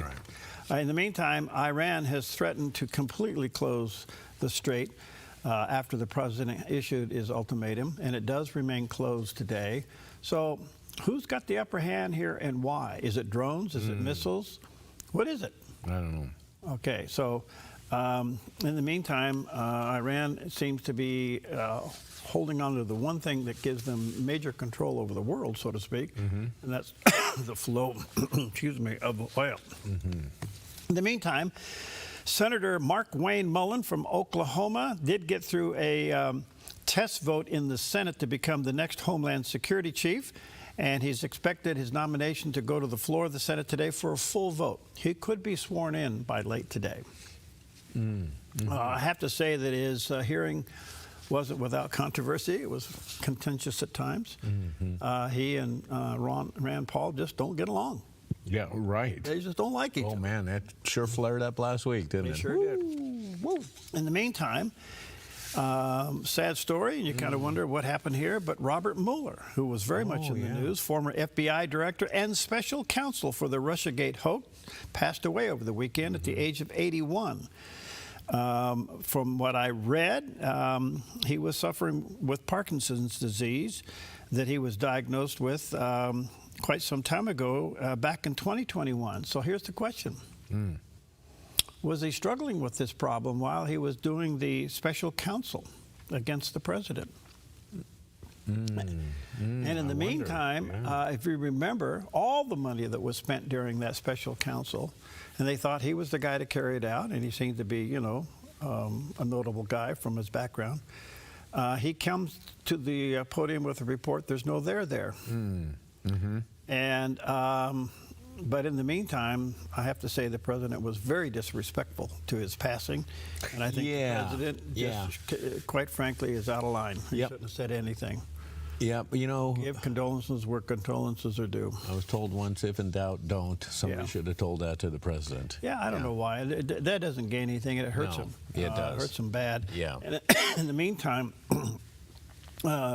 Representative Jeffries in the House used some foul-mouthed language against the president over the weekend. So this kind of stuff has got to stop. And if the adults don't stop it. Yeah, well, and especially the thing between Jeffries and the president. I want to ask you about this because it's not in our news here, but it is happening. Obviously, we've seen the Democrats shut down the government because of their demands to reform ICE. And of course, TSA suffers. We see all these massive lines. Now we know that like 40% and more of TSA agents aren't showing up to work anymore. So now we've got all these massive lines. So now the president says, okay, we're going to put ICE agents in there. So now the Democrats, i.e., you know, Hakeem Jeffries and Chuck Schumer, now their opposition to ICE is so bad that they're going to get ICE agents in the airport. And by the way, did you notice that they voted down? There was a resolution to make them go through all the TSA lines like everybody else. And they voted it down. They said, no, we don't want to do that. That's just for the little people. That's for you people who vote for us. Yeah. Look, and the question is, will the ICE agents be dispatched to major airports today? And great question. It's going to happen. I think so. You got to go to big airports and speed up the lines. Probably Atlanta is the most busiest airport in the United States. What kind of controversy? And so in the meantime, the Democrats have said, all right, let's pass Homeland Security funding for TSA, but not for ICE. And the president said, don't send me that bill, send me the SAFE Act first. Oh, yeah. Politics, gosh. You know, all of a sudden, root canals are fun. Oh, yeah, yeah. Okay, Dr. Borg, sorry about that. Okay, all right. My dentist, he doesn't like me talking about root canal. Oh, well. Okay, so much for all that. We'll take a quick break and have a tamale. We'll be right back.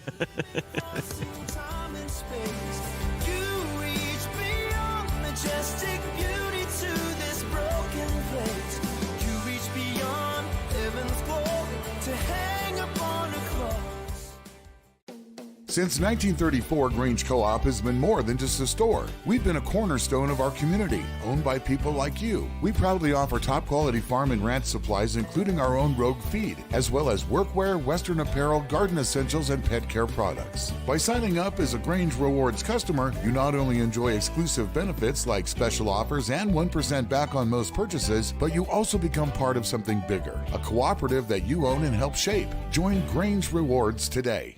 The 71.5 Golf Challenge arrives Saturday, May 16th with a 4-person scramble, morning and afternoon shotguns, and a 6:30 award social. Register your team by April 1st for an early bird special. Score the team player pack for just $20 instead of $100 with the code EARLYBIRDIE. Become a sponsor and help kids across Southern Oregon. Visit 715.org or call 541-779-3275. At the 71.5 Golf Challenge, your drive saves lives. Over time, every wall tells a story, but sometimes those stories need a fresh start. At Chris Silva Painting, we specialize in transforming indoor spaces, whether it's your family home or your business workspace. With premium paints, flexible scheduling, and expert attention to detail, we make the process simple and stress-free so you can focus on what matters most, living and working in a space you love. From bold new colors to subtle tones of sophistication, let Chris Silva Painting bring your vision to life, one wall at a time. Chris and his crew are courteous. They're efficient, organized, timely, and clean. Chris Silva Painting also offers military discounts. At Chris Silva Painting, our mission statement is to bring Christ's heart and principles to our customers and our job sites. We do that with honesty, integrity, and hard work. We don't cut corners, we paint them. CCB number 176097. Chris Silva Painting, 541-890-3960. 541-890-3960. Okay, welcome back. Some south of the border news before we go north of the border. California, very interesting. You know, they got a governor's race going on down there. Oh, boy. Yeah. Governor Newsom is really, you know, setting all the politics aside, if you can. Yeah. He's really left the state in a mess. Oof. And he can't run again because, of course, he's thinking about running for president and all the nonsense that goes with that. Yeah. So their primary says that they have an early primary, and then they have this other primary coming up in May, and the two top winners of the primary in May will be on the ballot in November. Okay. So they had a flood of Democratic candidates get on the ballot. None of them got the endorsement from the Democratic Party in the state of California. That's how bad it is. Wow. Okay? Wow. And Stephen Hilton, who's the top candidate on the Republican side, and then Sheriff Chad Bianco from Riverside County. And with the latest poll that I've seen, it's possible and could be highly likely that the two candidates that will be on the November ballot for governor of the state of California will be two Republicans. That's wild. In the meantime, Riverside County Sheriff Chad Bianco, he has now found something that has catapulted him way up there.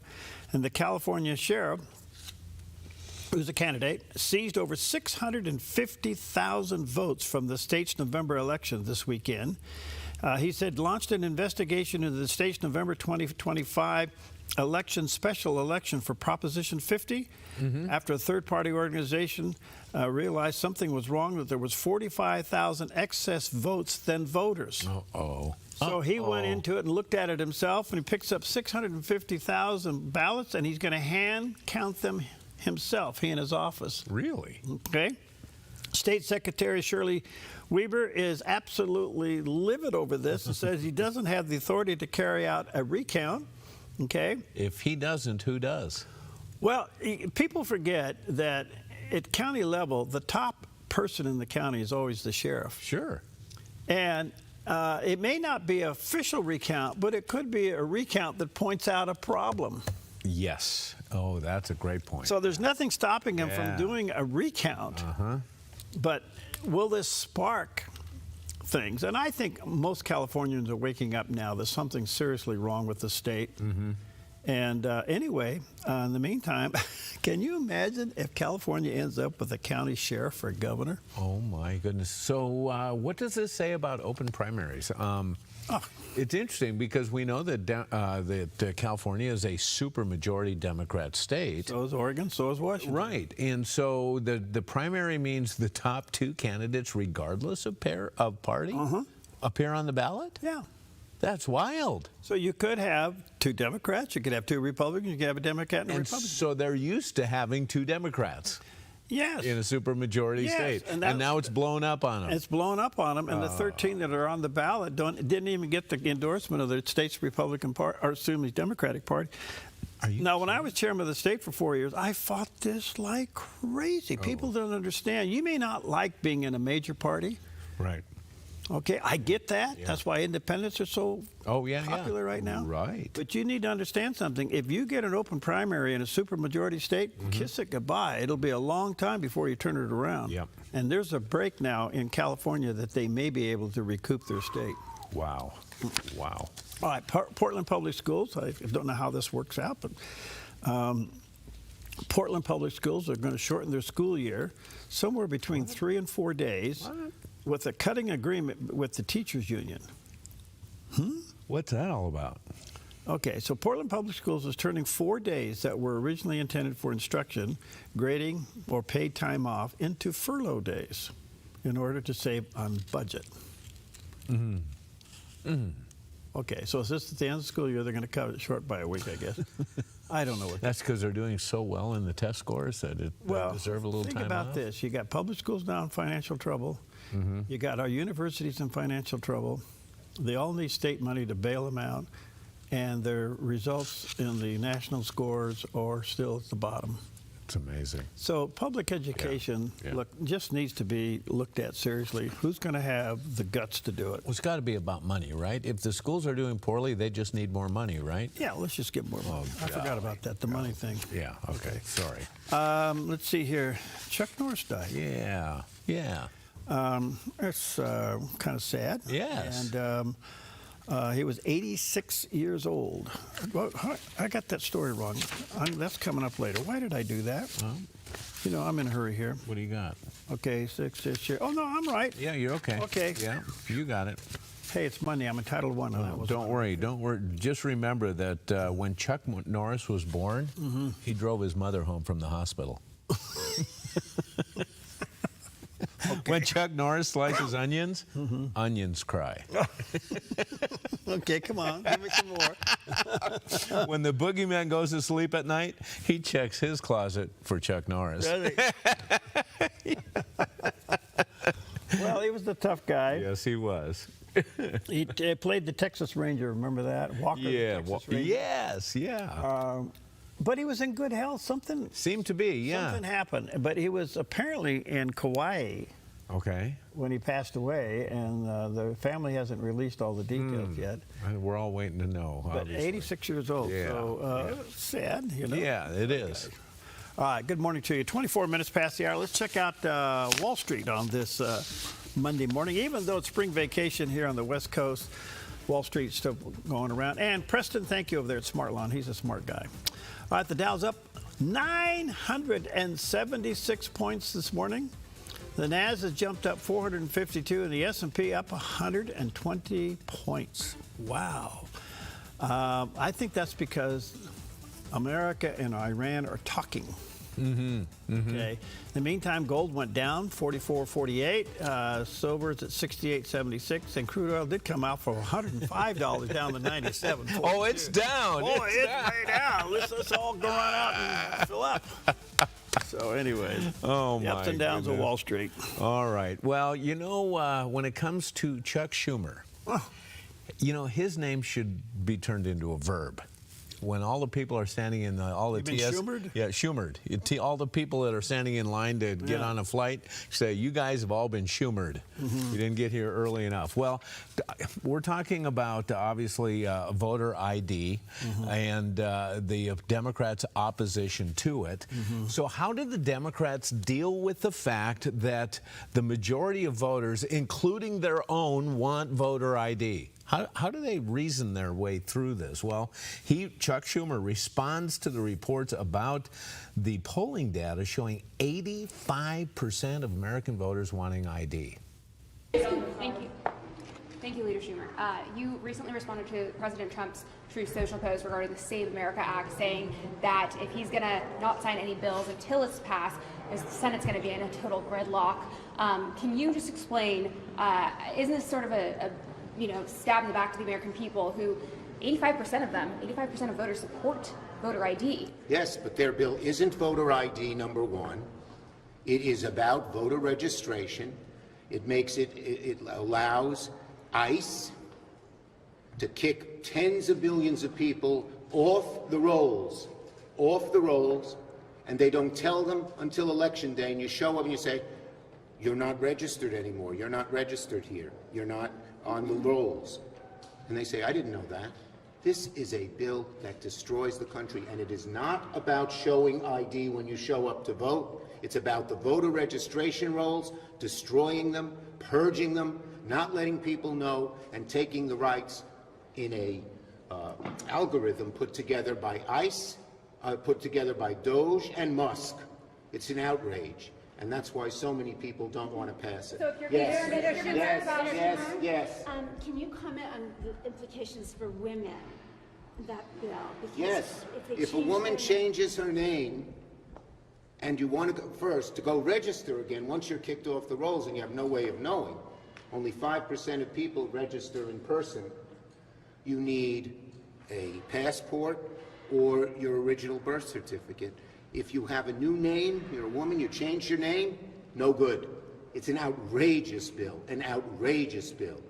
and we're going to fight it tooth and nail. Last one.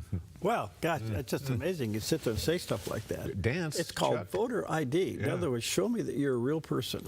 Exactly right. And now we see this thing playing out in California with the sheriff running for governor. I mean, all of this adds fuel to the fire where people want this thing So what he was saying fixed. there, we don't want the voter rolls purged. Right. Yes, because we don't want those dead people or those illegal voters. That's what it's really about. Exactly. I look, 85% of the country wants this. Yeah.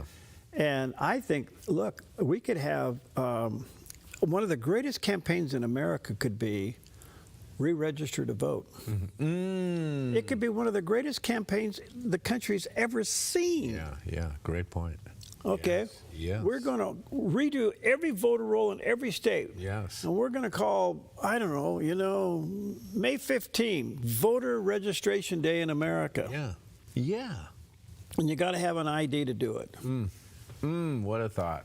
What a thought. I love it. Okay. Well, so much for being Schumered. We'll be right It's back. a verb. Yes. Yes. We'll be right back.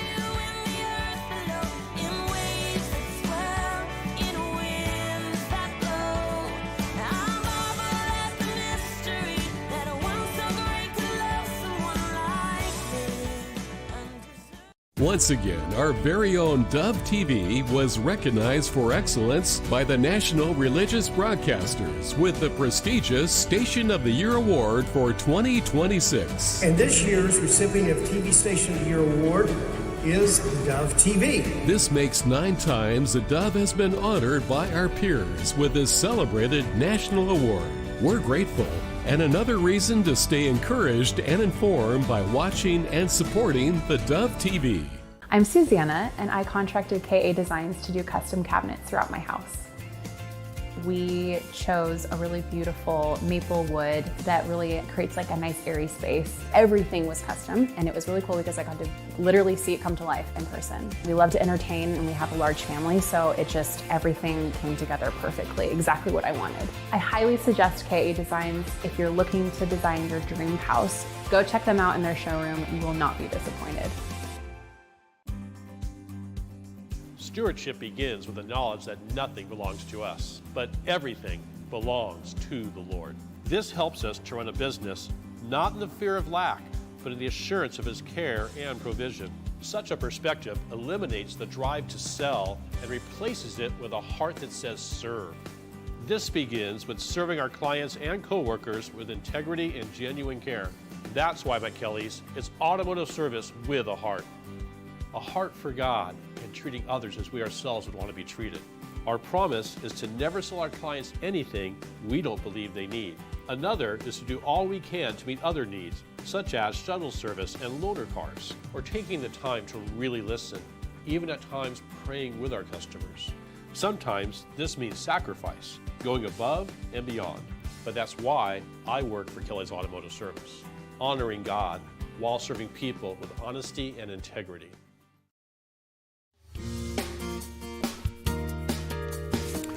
Okay, welcome back. Happy Monday. Spring vacation here in the state of Oregon. And just Jerry out there, pollinating all those little flowers out there. He has a reason to hum. Yes. Look at him. Yeah. Okay. Anyway, good morning to you. Let's check in with our friends at CBN News and get on the latest from Israel. Here in the Middle East, signs are emerging that pressure on Iran is no longer coming from the outside alone. The Wall Street Journal reports some ordinary Iranians are now quietly assisting Israel, providing intelligence on regime leaders and their movements. At the same time, security forces inside the country appear increasingly strained, with reports of some Basij units on the run. That comes as Israel escalates its campaign, eliminating key Iranian officials with precision strikes. In recent days, several high-ranking figures have been killed, in part due to intelligence gathered from within Iran itself. Prime Minister Benjamin Netanyahu says the campaign is already delivering results. We are winning, and Iran is being decimated. In Rising Line, we destroyed missiles, and we destroyed a lot of the nuclear infrastructure. But what we're destroying now are the factories that produce the components to make these missiles and to make the nuclear weapons. Netanyahu says Israel is now shifting from disrupting Iran's capabilities to dismantling them completely. After 20 days, I can tell you Iran today has no capability to enrich uranium and no capability to produce ballistic missiles. We will continue dismantling these capabilities down to dust, to ashes. However, Iran is pushing back on those claims, with an Islamic Revolutionary Guard spokesman insisting the country is still producing missiles even under wartime conditions and signaling the fight is far from over. That message was underscored overnight as Iran launched multiple missile salvos toward Israel, highlighting a gap between Israel's assessment and Iran's actions on the ground. Meanwhile, the United States is reportedly deploying some of its most advanced bunker-busting bombs against deeply buried Iranian targets, including fortified missile infrastructure along the Persian Gulf. Designed to penetrate reinforced underground facilities before detonating, these weapons are capable of striking sites once considered out of reach, including missile silos, command centers, and suspected nuclear infrastructure. U.S. Central Command reports the scale of the campaign continues to grow, with more than 7,800 targets struck, over 8,000 combat flights flown, and at least 120 Iranian vessels damaged. In a separate development, a U.S. F-35 fighter jet was forced to make an emergency landing after a combat mission over Iran. While the pilot is safe, reports suggest this may mark the first time a U.S. fighter was struck by enemy fire.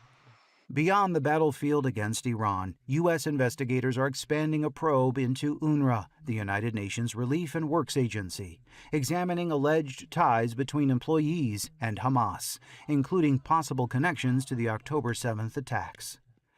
The New York Post reports a U.S. diplomat says more than 100 individuals are now under investigation, with 14 already identified as having affiliations with Hamas. Joshua Swanson, CBN News, Jerusalem. Albert Vexler, welcome to Jerusalem Dateline. Now, you're supposed to be having a prayer breakfast, Jerusalem prayer breakfast in Canada, and you're here. What happened? Well, despite the fact that they have canceled our flights, we are on our way. Okay. We'll go through Egypt and then fly all the way to Canada, and we'll make it on time. So we are never giving up, you know. That's good. That's good.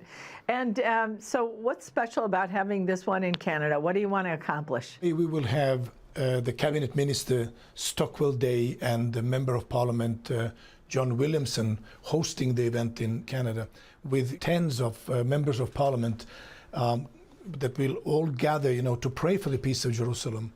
And God has been doing miracles every time we've gathered, bringing the Jewish community, the Christian community together to pray. Why not believe for a turnaround for Canada? I mean, Canada has been going so wrong, you know, ready to arrest Netanyahu and whatnot. Canada deserves better. I mean, there are tens of thousands of Christians that love Israel, and we would like to invite them all to come and join us in Ottawa. We should see Canada turn another page and correct its course and support Israel steady. Okay, and after that you have another one in the Faroe Islands. Yes, we have, after the Passover, actually it's in the very end of the Passover week, Faroe Islands. You know, it's 18 islands that are connected with undersea tunnel. It's quite sophisticated place. And you have maybe 55,000 people there. Most of them love Israel, want to see their representation, you know, in Jerusalem and not in Tel Aviv. And it's quite a remarkable place. So we would invite people to these exotic islands in April.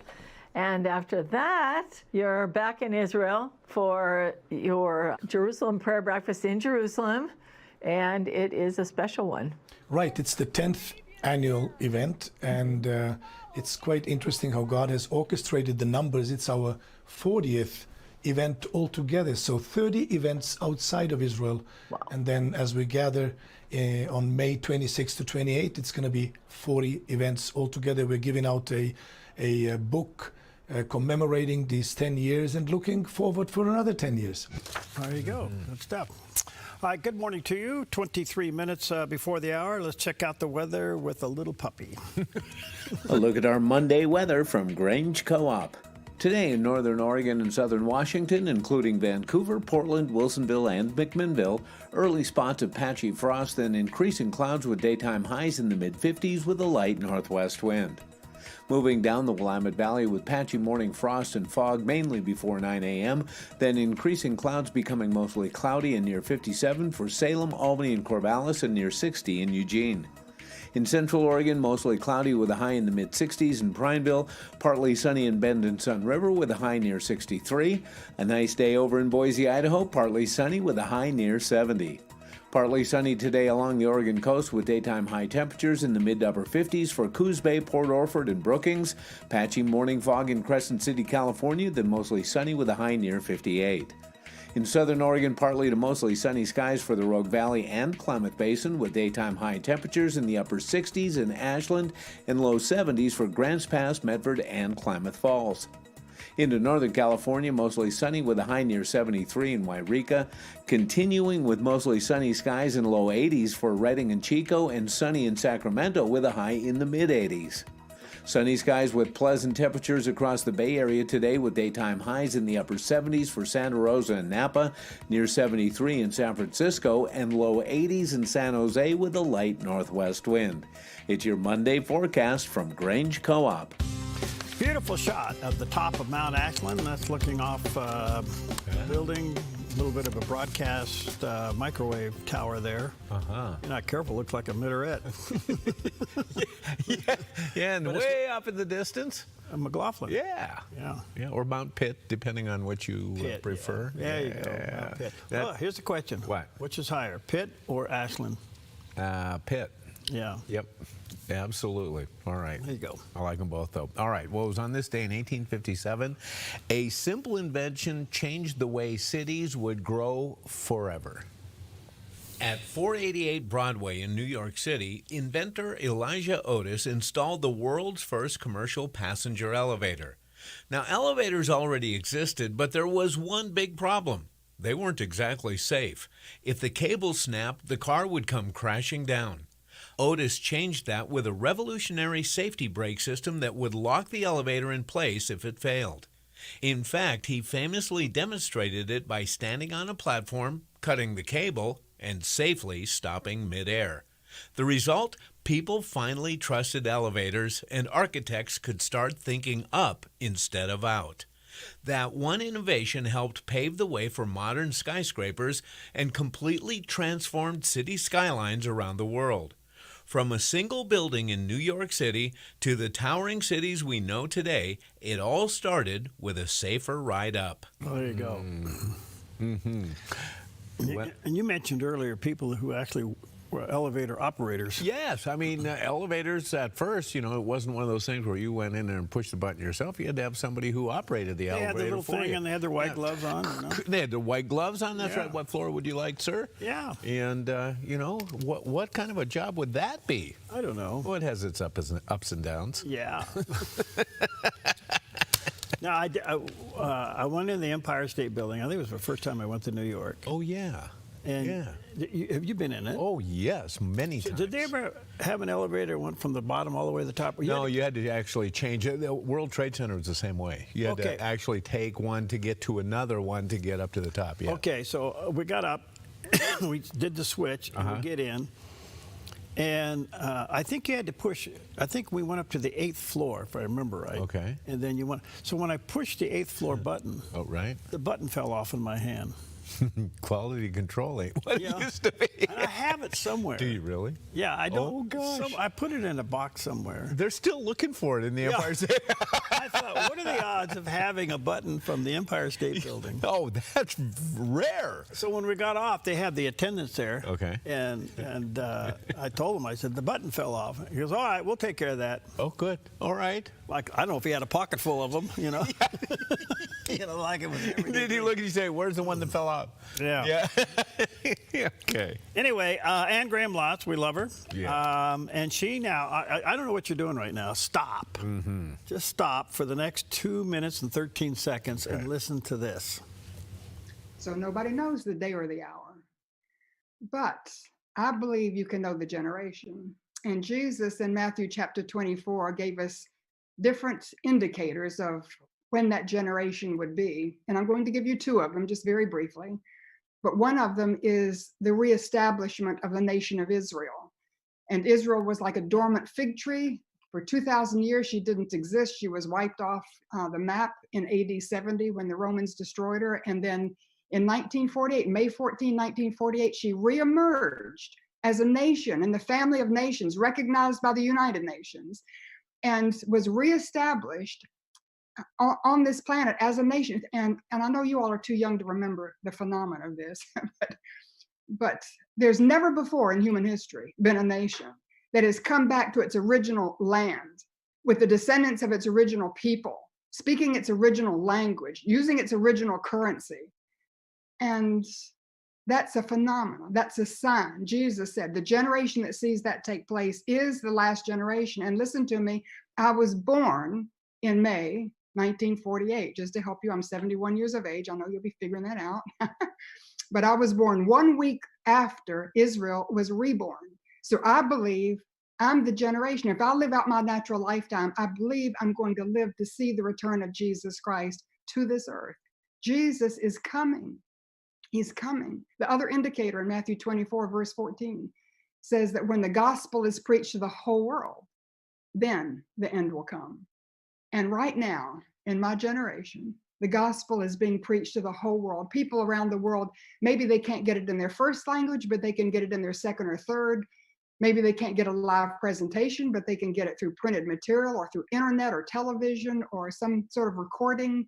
The gospel, for the first time in human history, is circling the globe. Jesus said, then the end will come. So look up. Your redemption is drawing near. Oh, yeah. Yeah, she's so good. Can I let that sink in? Yeah. We'll be right back.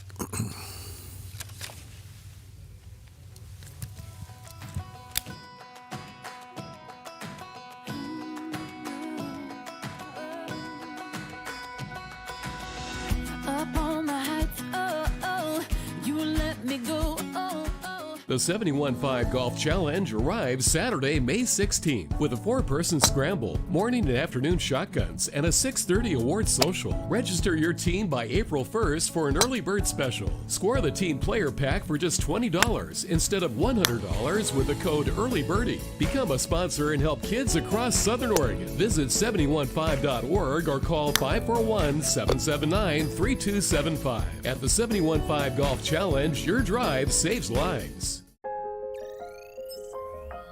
The Lennox iComfort S30 thermostat can sense changes in your environment. It even knows when you come and go. So now your home's most important system is also the smartest. Metal Masters can give you the smartest home comfort system available. It knows when you're away and adjusts when allergens and humidity get uncomfortable. Trust Metal Masters to provide perfect air for your family. Lennox. Air is life. Make it perfect. Once again, our very own Dove TV was recognized for excellence by the National Religious Broadcasters with the prestigious Station of the Year Award for 2026. And this year's recipient of TV Station of the Year Award is theDove TV. This makes 9 times the Dove has been honored by our peers with this celebrated national award. We're grateful, and another reason to stay encouraged and informed by watching and supporting theDove TV. Have you seen Mornings on the Dove? But it's just hard to believe that the United Nations goes into this Emergency Security Council to condemn the war on a nation that has killed 40,000 plus of its own people. For 47 years, the Iranian regime has chanted, quote, "Death to America." What good is the United Nations? News with a little bit of common sense. Mornings on the Dove, weekdays 6 to 8 a.m.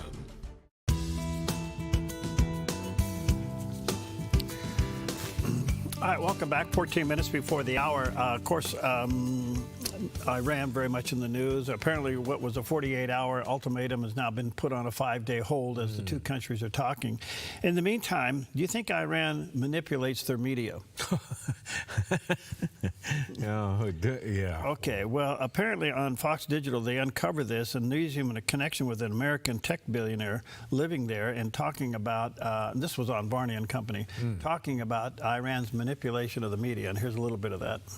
Yes, Stu, it's so interesting. So while Iran is waging this disinformation campaign from Tehran, we are seeing it play out on the streets of the United States of America. 2 Saturdays ago, I went in front of the White House to the intersection of 16th and H Street. And there, right on time, before a 3 o'clock deadline for their start of their little protest, was this network of these socialist organizations that are proxies for the Islamic Republic of Iran. And like clockwork, they arrived with these kind of picket signs here. And you can see here one of the names, Answer Coalition. It's funded in part by a tech billionaire, a tech tycoon named Neville Roy Singham, who's based in Shanghai. China is one of the allies for Iran in this war against the United States. And at this protest, they were waving the flag of the Islamic Republic of Iran. You can see it sort of falling off of its peg right here, a little bit of a metaphor. But what was shocking to me then, Stu, was a noise that we heard in the distance. The noise that you heard in the distance?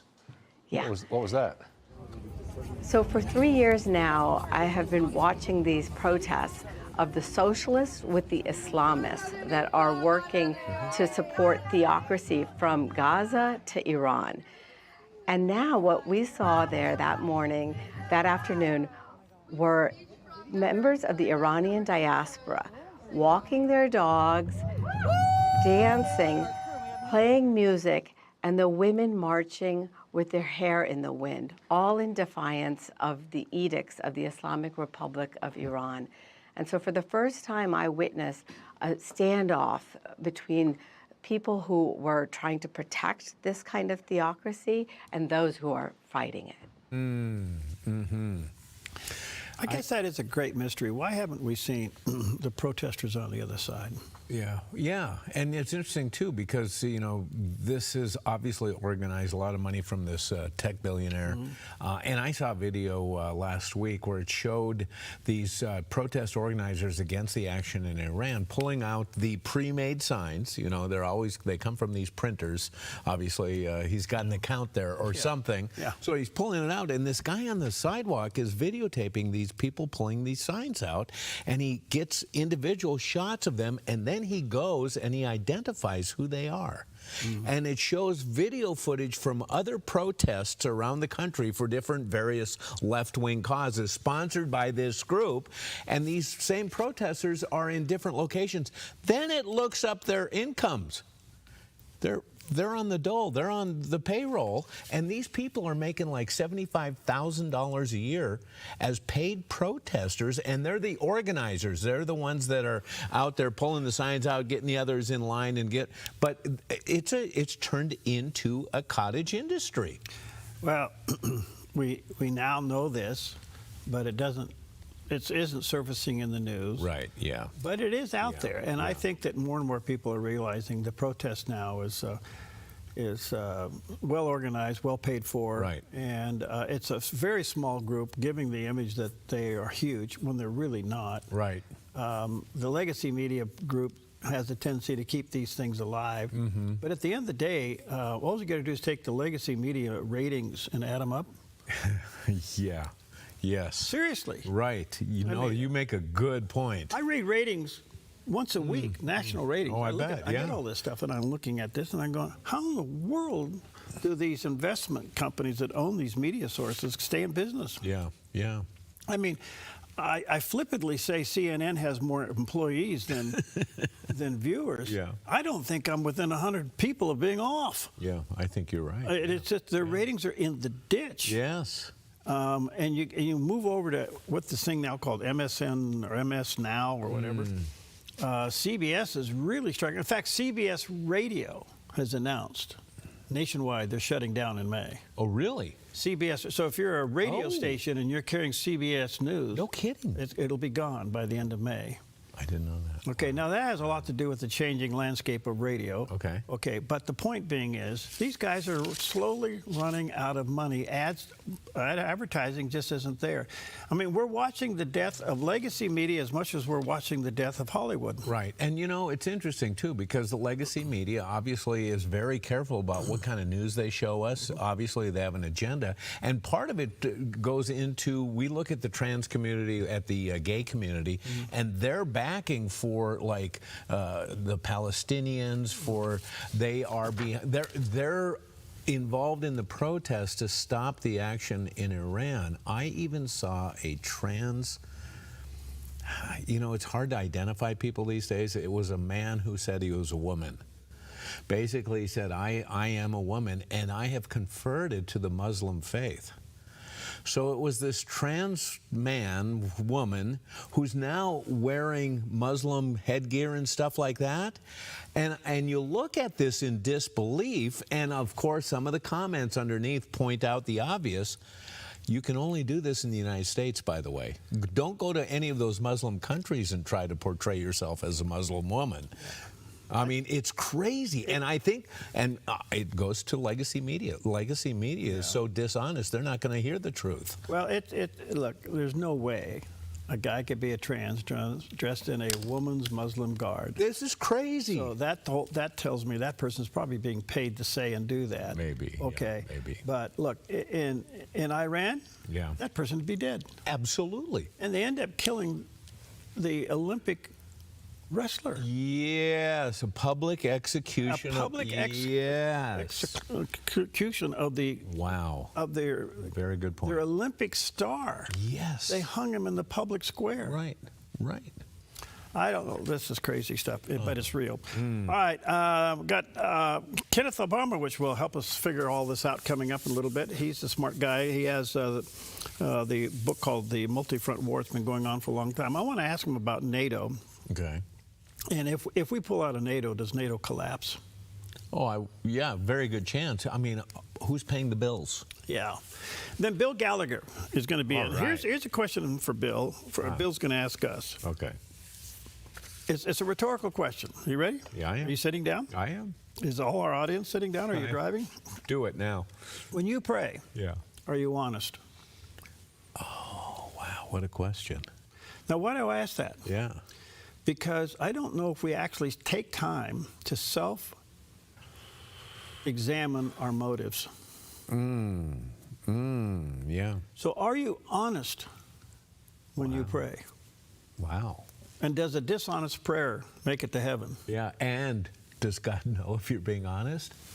Hello? Yeah. It's kind of like, okay, let's see here. Yes. Yeah, well, I'll just wait this one out a little bit. Okay. So that's coming up. All right. Hey, I got good news, and especially for my #1 son. You're going to love this. Uh-oh. Yeah, and for families, because fans of true television classic have good news because it's coming back. Check this out.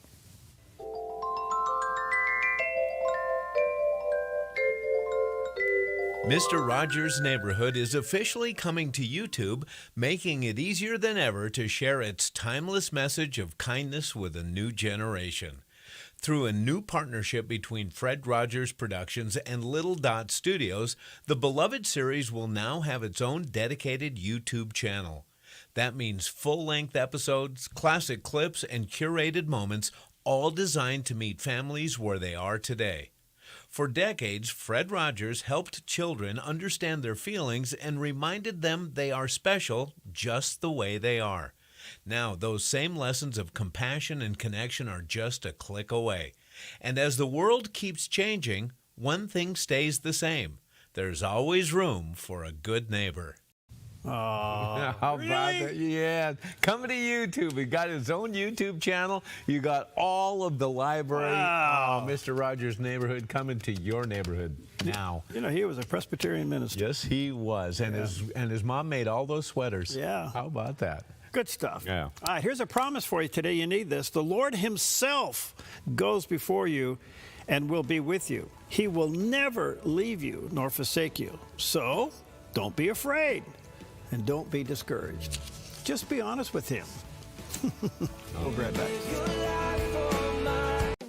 Since 1934, Grange Co-op has been more than just a store. We've been a cornerstone of our community, owned by people like you. We proudly offer top-quality farm and ranch supplies, including our own Rogue feed, as well as workwear, Western apparel, garden essentials, and pet care products. By signing up as a Grange Rewards customer, you not only enjoy exclusive benefits like special offers and 1% back on most purchases, but you also become part of something bigger, a cooperative that you own and help shape. Join Grange Rewards today. Applegate River Golf and RV Resort, a pristine 9-hole course alongside the Applegate River. Their clubhouse offers a golf simulator experience. The RV Resort is adjacent to the golf course with convenient pull-through parking. Applegate River Golf and RV Resort. Information at applegaterv.com.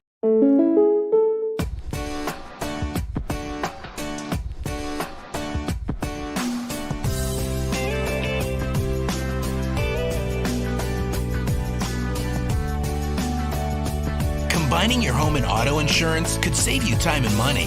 And who doesn't like that? When you want surprisingly great rates on auto, home, and life, call State Farm agent Rory Wold in Medford today. Like a good neighbor, State Farm is there. Over time, every wall tells a story, but sometimes those stories need a fresh start. At Chris Silva Painting, we specialize in transforming indoor spaces, whether it's your family home or your business workspace. With premium paints, flexible scheduling, and expert attention to detail, we make the process simple and stress-free so you can focus on what matters most, living and working in a space you love. From bold new colors to subtle tones of sophistication, let Chris Silva Painting bring your vision to life, one wall at a time. Chris and his crew are courteous. They're efficient, organized, timely, and clean. Chris Silva Painting also offers military discounts. At Chris Silva Painting, our mission statement is to bring Christ's heart and principles to our customers and our job sites. We do that with honesty, integrity, and hard work. We don't cut corners, we paint them. CCB number 176097. Chris Silva Painting, 541-890-3960. 541-890-3960. The Dove TV and Radio would like to thank you for your generous year-end support. We were a little bit short of our goal, but still able to renew all our tower contracts for another year. So all along the Dove Network, you can continue to see and hear encouragement and information the Dove brings. It's your continued prayers and support that make the Dove work. Thank you again from the Dove TV and Radio, encouraging and informative. Focus Today, focusing on issues affecting you. Join Perry Atkinson weekdays only on the Dove TV.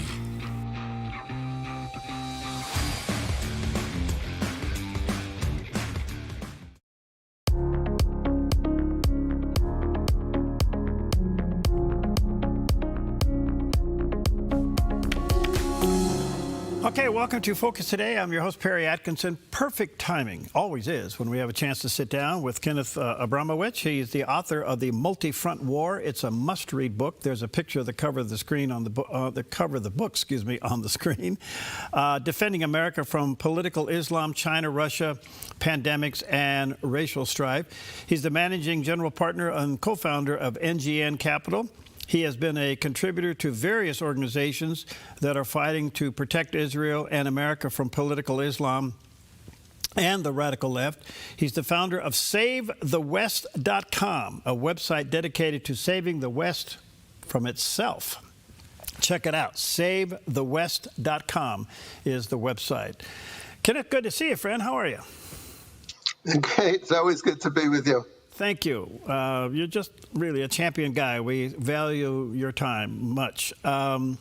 What's with NATO saying that's your war, not ours? Well, it's a pretty sad situation, needless to say. NATO itself is important because it fights against Russia. We're seeing that in Ukraine. And theoretically intimidates Russia. When you have an alliance, you have an alliance for two reasons. One is to actually confront bad guys kinetically when you have to, but the better use is to scare bad guys so you don't have to fight kinetically. Unfortunately, NATO didn't scare Putin, so Putin invaded Ukraine. Hopefully, Putin's more scared of NATO now. So NATO's important. The trouble with NATO is the countries in it are run by bad people.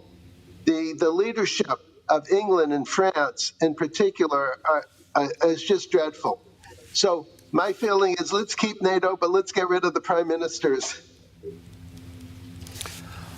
I know how to do that if you want to know how. Yeah, well, go ahead. I have another question, but go ahead and finish that. I think when you have bad guys, whether they're democracy bad guys like England and France, or evil enemy bad guys like Iran, Venezuela, Cuba, I think a country like America should insist on regime change and say, look, we're happy to have good relations with your country, but not with the lunatics running your country. And so I think America should be more forceful in reaching out to the people of England and France and say, look, your prime ministers are losers. They're not protecting England and France. They're not protecting NATO. They're not protecting America. Vote them out. As we say in America, throw the bums out. And so I think we should be more actively involved in fixing those governments so that NATO can function more appropriately. Kind of an off-the-wall question. Would NATO survive if America pulled out? The answer is yes. It would survive because the Europeans would be forced to spend more money. Even the bad prime ministers would be forced to spend more money, to buy more weapons, to train more soldiers, to fill the void left by American money and America armaments. So yes, they would fill the void. Like anything in military, it takes 5 to 10 years, because it's not like we're all used to going to Amazon and you buy a book and 2 days later it's at your door. Well, you don't just buy, so to speak, or train 10,000 soldiers or 50,000 soldiers. You don't just go to Amazon and buy 100 F-35s or 2 aircraft carriers. Yeah. These are huge lead time products. And so, yes, they would fill the void, but that would provoke a secondary issue. You want to know what the secondary issue is? Yes. You set me up for your own question. Go for it, man. Yes. Now that you asked, let me answer your question. Okay, go ahead. England and France are slowly being taken over by Muslim terror organizations. Those countries have nuclear weapons. So if we say to NATO, become stronger, spend more money on weapons and everything, and then they get taken over by Muslim countries, we're going to have an even bigger mess. I hate to say this, fighting England and France in 25 years when they point their nuclear weapons to us under Muslim control. That's another reason why I say we have to get rid of those governments and bring in real patriots to run those countries, not the corrupt people that we have that they have now. All right, to that point, what's with the UK? It looks like it's more subversive than it is anything else. Are they secretly trying to do bad things? Well, whenever bad people do bad things, I always ask the same two questions you just asked. Are they stupid and naive, or are they evil and treasonous? So I always go back and forth. One day I'd say, "Oh, they're just stupid," and then they go, "No, wait a minute, they can't be. You can't be that stupid. They must be treasonous." And so I wish I could tell you the answer. It's obviously a combination of the both. Okay, because it appears at times that UK is almost intentional of screwing things up. Well, look at us under the. We went through this. We had 4 years of Biden. Wasn't so long ago. We're all trying to forget. But every day, Biden made 7 decisions that made no sense. And then you say, "Oh, it was just a mistake." And then the next day, they make another 7. After a while, you say, "Wait a minute. You can't make that many mistakes day after day without being intent on making those mistakes." Do you think there will be, Ken, do you think there will be a revolt in the UK? I mean, will Farage end up being prime minister someday? I'm hoping, wishing and praying, but I'm just one individual, so I don't know how much my hopes, wishes, and prayers count on the world stage. But to the extent they do, yes, I want the Prime Minister of England gone and the President of France gone, because, as I said, because they're making so many mistakes. You have to call it purposeful, and they're not protecting their people. As you know, in America, our president is constitutionally obliged to protect all Americans from all enemies, foreign and domestic. Well, I'm sure they have something similar to that in their constitutions of England and France, but they're not doing it. And so I think President Trump has to nudge them a little bit or a lot of it, to get their act together to save England and France and indirectly save America. Yeah. All right, let's swing over to Iran. The president gave Iran 48 hours ultimatum to open up the straits, or was going to take out major portions of their infrastructure. That got offset just hours ago by another 5-day delay because they seem to be talking. I have no idea what the talks are. Maybe you do. But at the end of the day, we can't afford, or the world afford, to leave any of the regime intact. So where do you think this is going? I would say there's a 99% chance that, you see, I'm an optimist. So I'm not saying that there's a 100% chance the talks will fail. There's a 99% chance the talks will fail because the government's not voluntarily going to accept regime change. The history of evil people is they go down with the ship.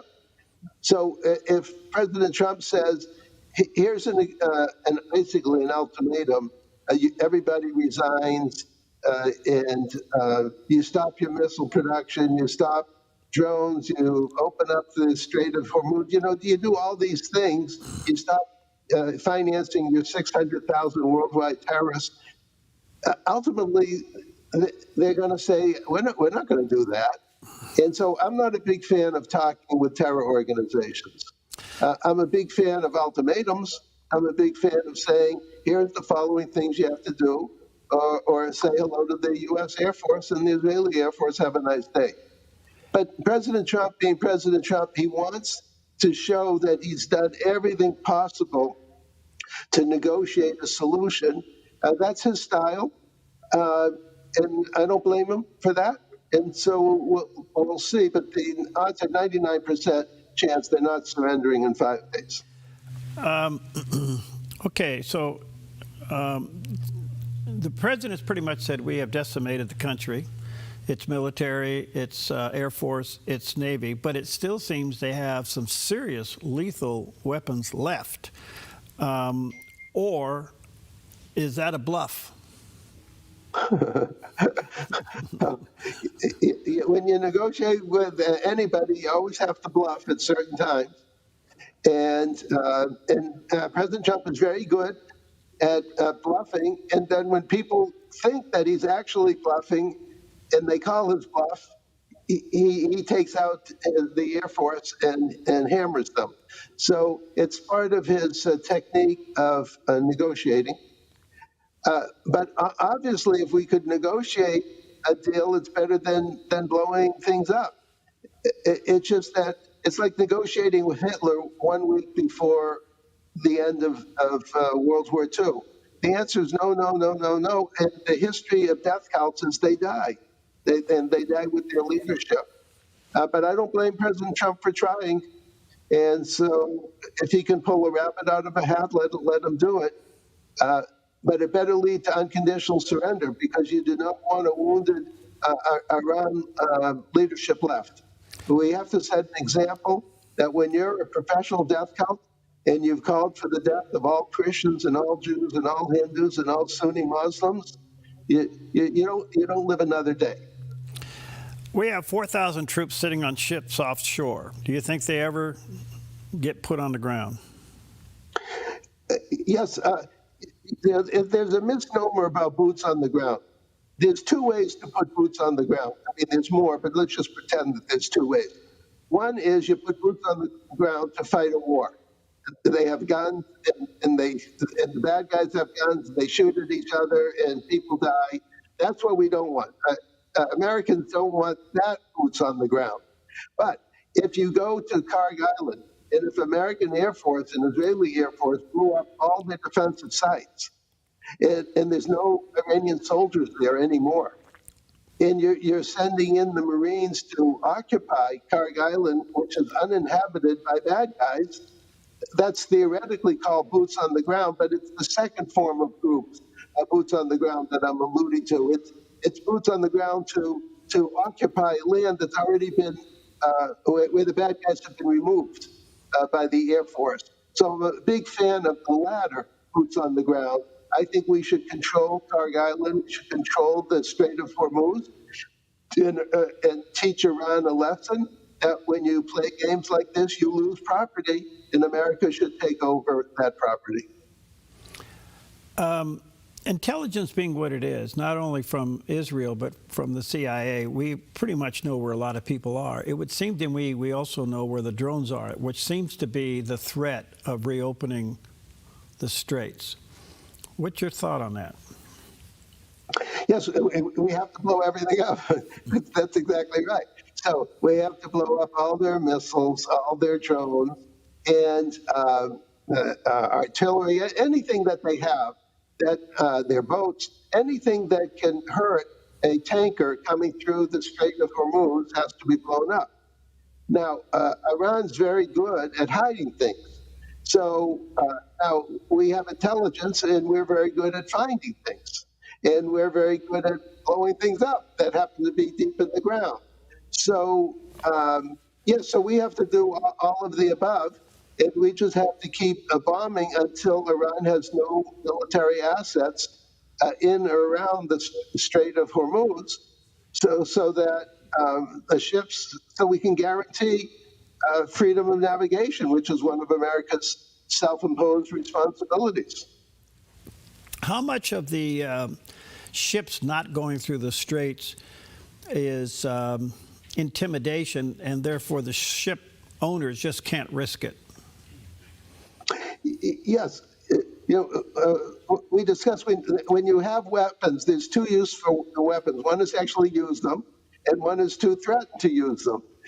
And you're talking about the second methodology. Yes, there's a lot of threats from Iran to use weapons. And if you own a big, expensive tanker, you don't want it blown up. And so you have to get insurance. So traditionally, you get insurance from the British, Lloyd's of London, but the Brits don't want to The Brits don't want to give the insurance. So President Trump has publicly offered to pay for the insurance through an American mechanism. Yeah. I don't know if that's been formalized yet or it's just an expression, but that should be formalized so that the tanker owners know that they'll be compensated if something bad happens. One last question there, Ken, before I move on. What happened to the coalition of countries willing to escort these ships? Well, as President Trump said, everyone wants to help when I don't need them. Why do you send the help when I need them? And so,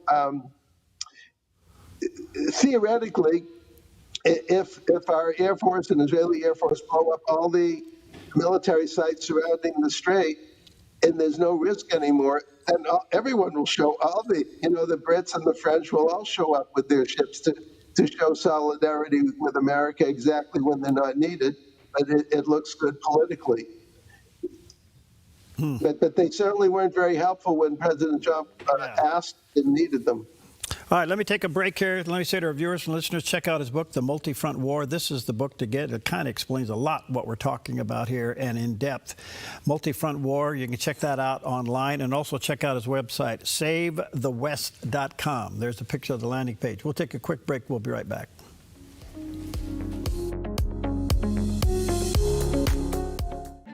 The threat of wildfire poses a growing risk to Oregonians. You can prepare now by taking 3 important steps. Create a home inventory, make copies of important financial records, and contact your insurance company to make sure you have the right amounts and types of home insurance coverage. Be wildfire ready by being insurance ready. Visit dfr.oregon.gov/prepare now to learn how. Buying or selling a home can be stressful. It's one of the biggest decisions you'll make in your lifetime. That's why it's important to work with someone you trust, someone who has the right experience and knowledge of the market. Hi, we're Patrick and Paulina Leiser with Leiser Real Estate Group. And whether you're looking to buy or sell a home, our mission is to take the stress out of the transaction and make it as seamless and rewarding as possible. Contact us today. We look forward to working with you. Put your gold in an envelope, mail it. Hopefully you get a check. No. Father and son jewelry, bring your gold in, we weigh it, we check it, we make you the offer. Or turn you something old into something new. Whether it's an idea, a picture, or a piece you want to duplicate, we can melt it down and make it for you. If you find your perfect piece in store, trade your something old for something new, and you always get a little extra. Visit Father and Son Jewelry, 5 generations of family in Medford.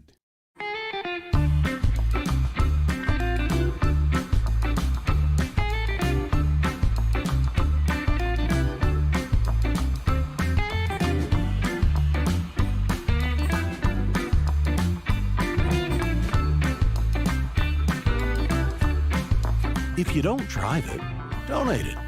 By supporting us, you'll get even more mileage out of it. Thank you from the Dove TV.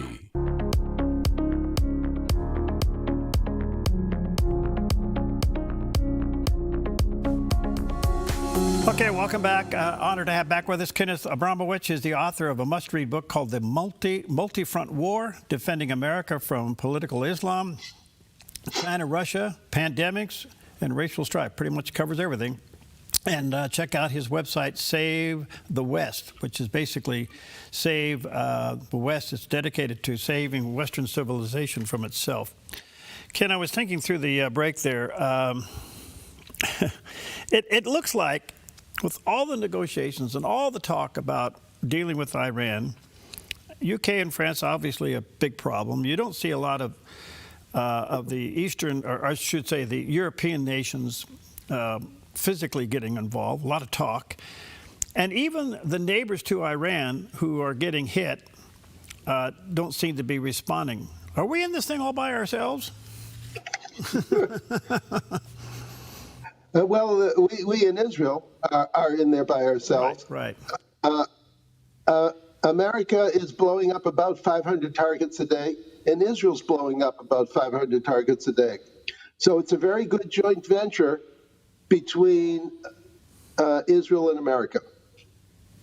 And unfortunately, everybody else is nowhere to be found.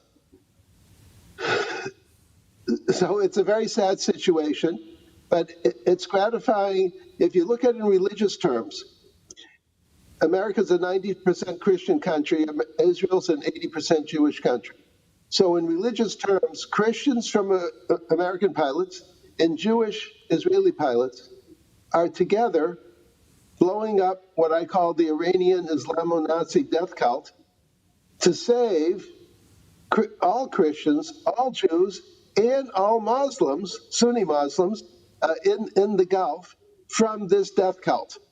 So I call it World War III, and it's gratifying to see that everybody but everybody is focused on destroying Iran, which has to be destroyed because it's an irreconcilable death cult. It's like Nazi Germany on steroids. And therefore it has to be eliminated to set an example to all future death cults. People will forget, but to the extent they remember, all future death cults have to know that you will be eliminated in the end. Will a Sunni ever attack a Shiite? Well, by the way, the Sunnis and Shiites have been fighting for 1,400 years. Yeah, right. So this is nothing new for them. And because they dispute who should have followed Muhammad upon his death roughly in the year 630. So they've been fighting about that. And approximately 85% of Muslims are Sunni and 15% are Shiite. So the Shiites are the minority. And the Sunnis are livid and angry, but they're not blowing up Iran. They're leaving it to the Christians and Jews to blow up Iran. Now, one obvious question is, the Sunnis hate the Shiites for 1,400 years. Why aren't they blowing up Iran? And the answer is that they're not sure that Iran's going to be 100% defeated by the Jews and Christians, and they're sort of hedging their bets that if Iran should get back on its feet, the Sunnis can say, well, we never bombed you. It was American Israel that did it. So that's part of what's going on. Also, it takes huge training to have the skills of American pilots and Israeli pilots. I don't think the Muslim pilots, in particular Saudi Arabia and the Emirates, they're good, but I don't think they have the training to do what has to be done against Iran. So I think they're a little intimidated and they're hedging their bets politically. Boy, that's a very interesting perspective. In the meantime, we're obviously paying for it through high fuel prices. I think we're tolerating this to a point. But also, what is this doing by China and Russia not getting oil? What's it doing to them?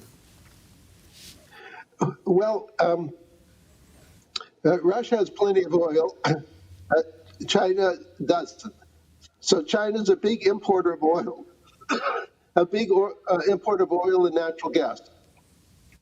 So President Trump has never threatened to blockade oil or natural gas coming to China. If anything, he wants freedom of navigation so that China can get all the oil and natural gas that it wants. The difference is that after America takes over the Strait of Hormuz and either directly or indirectly takes over Iran, China will have to pay full price instead of getting the 30% discount that they currently get. Okay. But China's a rich country. They don't have to have that 30% discount. They can do just fine paying full price. All right. Given the conditions today, I mean, Iran's been really decimated in a lot of ways.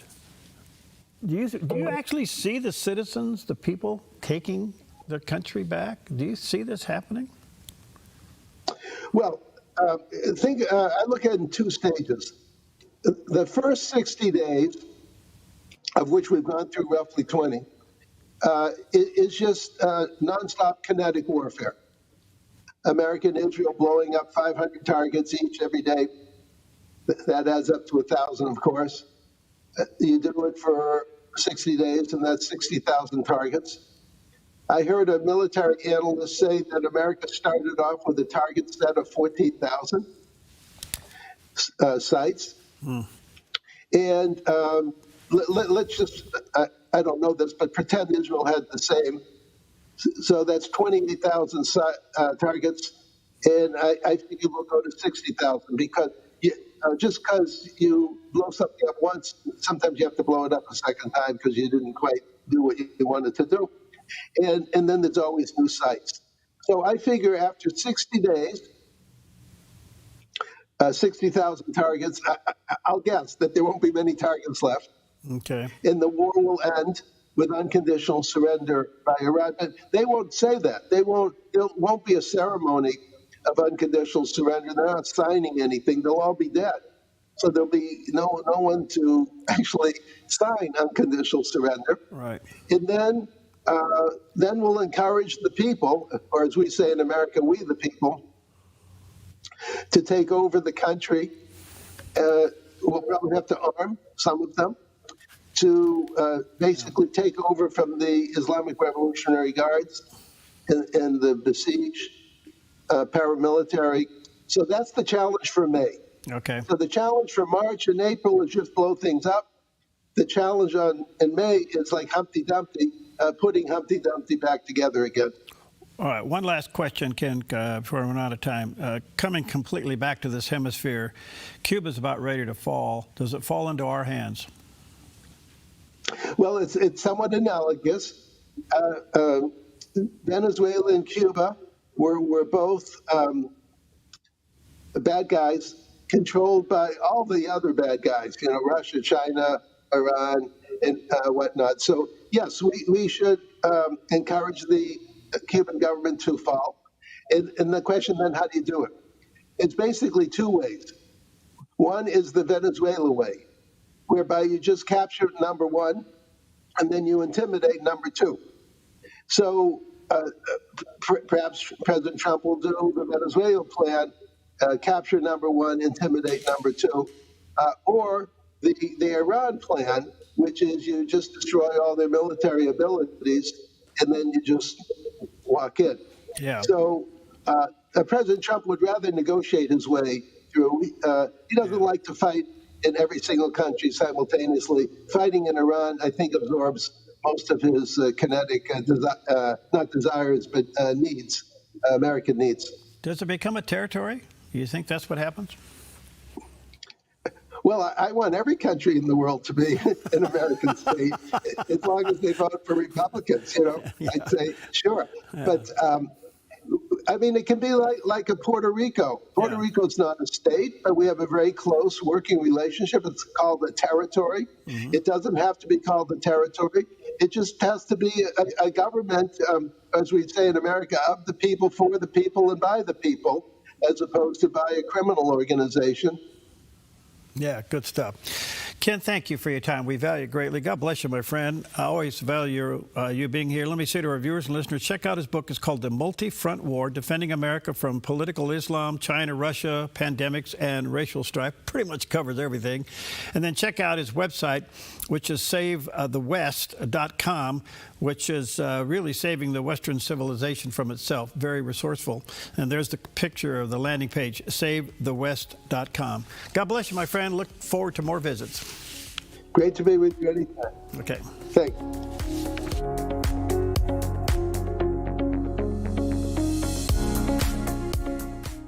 At Sweet Tea Express, we've got you covered. Order at the counter and our friendly service staff will do the rest.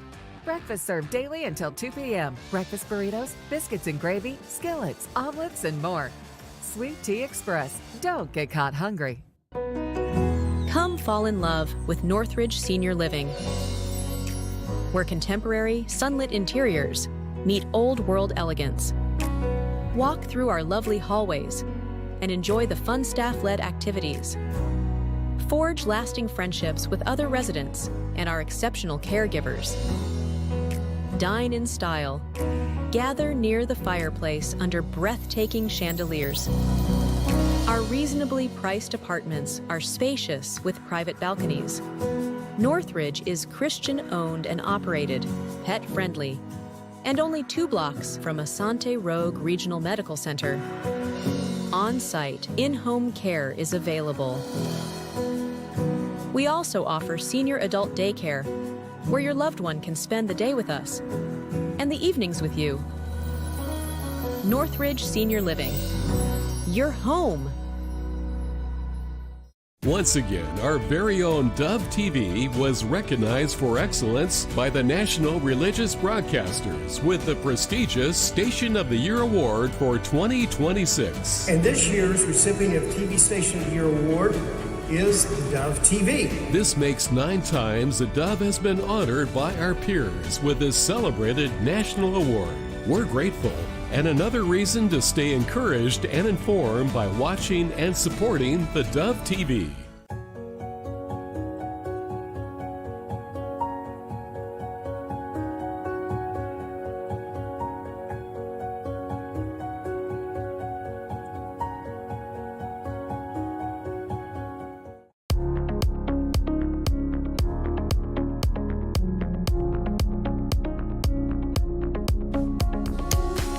Okay, welcome back. Always a delight and a challenge.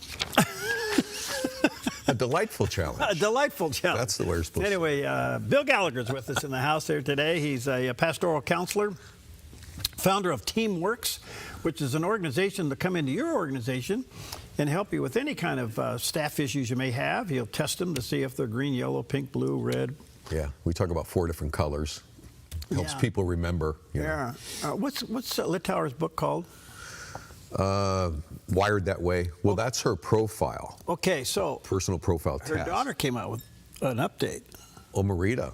Yeah. Marita's her daughter. Yeah. Okay, and she came out with an update of Wired That Way, and I got the book. It's sitting on my desk. I haven't looked at it, but I thought, well, this is an update from the daughter. This ought to be good. Yeah. Anyway, he does that. Yeah. He can help you with all kind of issues, conflict, flow, help you identify talent and task, make sure all that's going together. So go to teamworks-works.com. There's a picture of the landing page. Sign up for his little things he sends out that are always interesting. So anyway, today we're talking about the simplicity of prayer. And just some basic questions. Yes, sir. Number 1, what is prayer? Prayer is, in the simplest form, conversation with God. Okay. Conversation with our Father. Okay. Question number 2. Yes, sir. Why is it so hard? Well, I think it becomes a little complicated.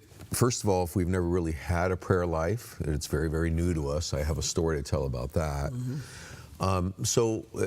Not understanding it. Mm-hmm. Also, we've observed other people's prayers. So if you're a younger believer and you go to church and the pastor prays in King James language, that's all we know.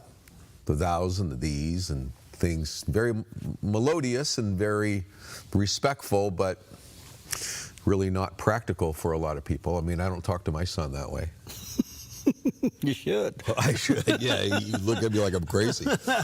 But, so we don't know, and I think it's an ignorant thing, and it's based on what we've seen through our lifetime and heard through our lifetime, I think. Is it a learned behavior? Yes.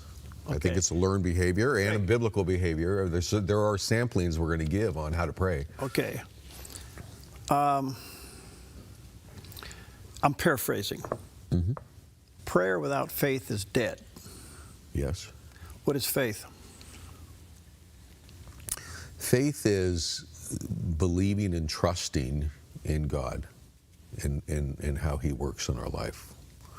Because faith, and it's not based on feelings. Okay, so somebody, in fact, the author of our little devotional here, word for you today, excuse me, he said, prayer is the currency of heaven. Oh, that's good. So if you're going to do business down here, it takes the dollar bill. Takes the dollar bill. Takes a little bit of cash. Okay. If you're going to do business in heaven, it takes faith. It's the currency of heaven. Yeah. Now the Bible says, the evidence of things hoped for and not seen. Yes. But isn't it a fundamental, undeniable, unshakable truth that God will do what he said he'll do. Yes. Okay. But that doesn't always mean he'll do what we ask him to do. Okay, we heard that yesterday in the message. Yeah, that's right. Okay, so it has to be aligned with his will and his plan.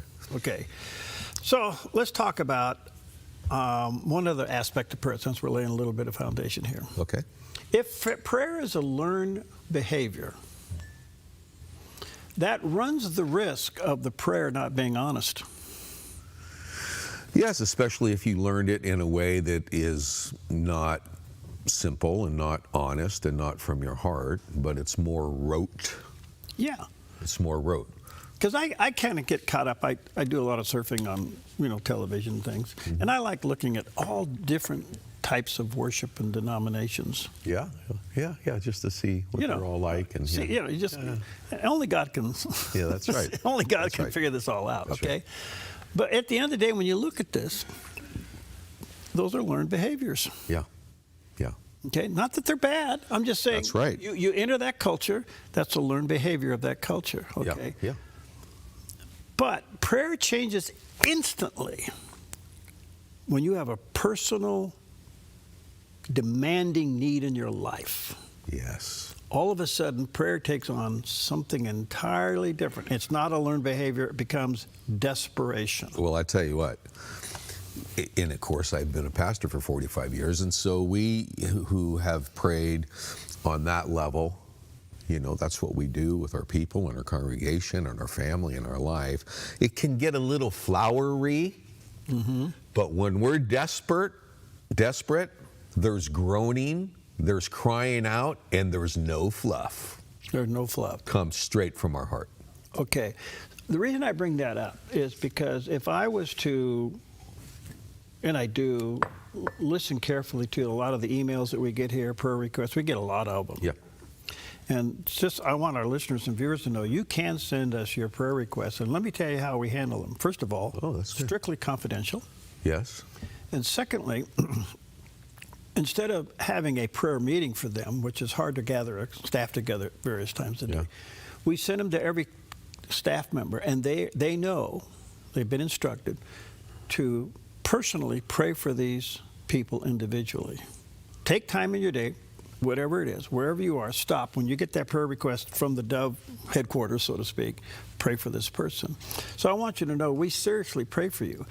But when you read those prayers and you look at the depth of the desperation, oh boy, you kind of go, the whole world's upside down. Oh yeah, very much so. And we're living in a time of greater desperation of some kind of spiritual expression that I think we've ever seen in our lifetime. Then this is a perfect time to talk about this. Okay. Really.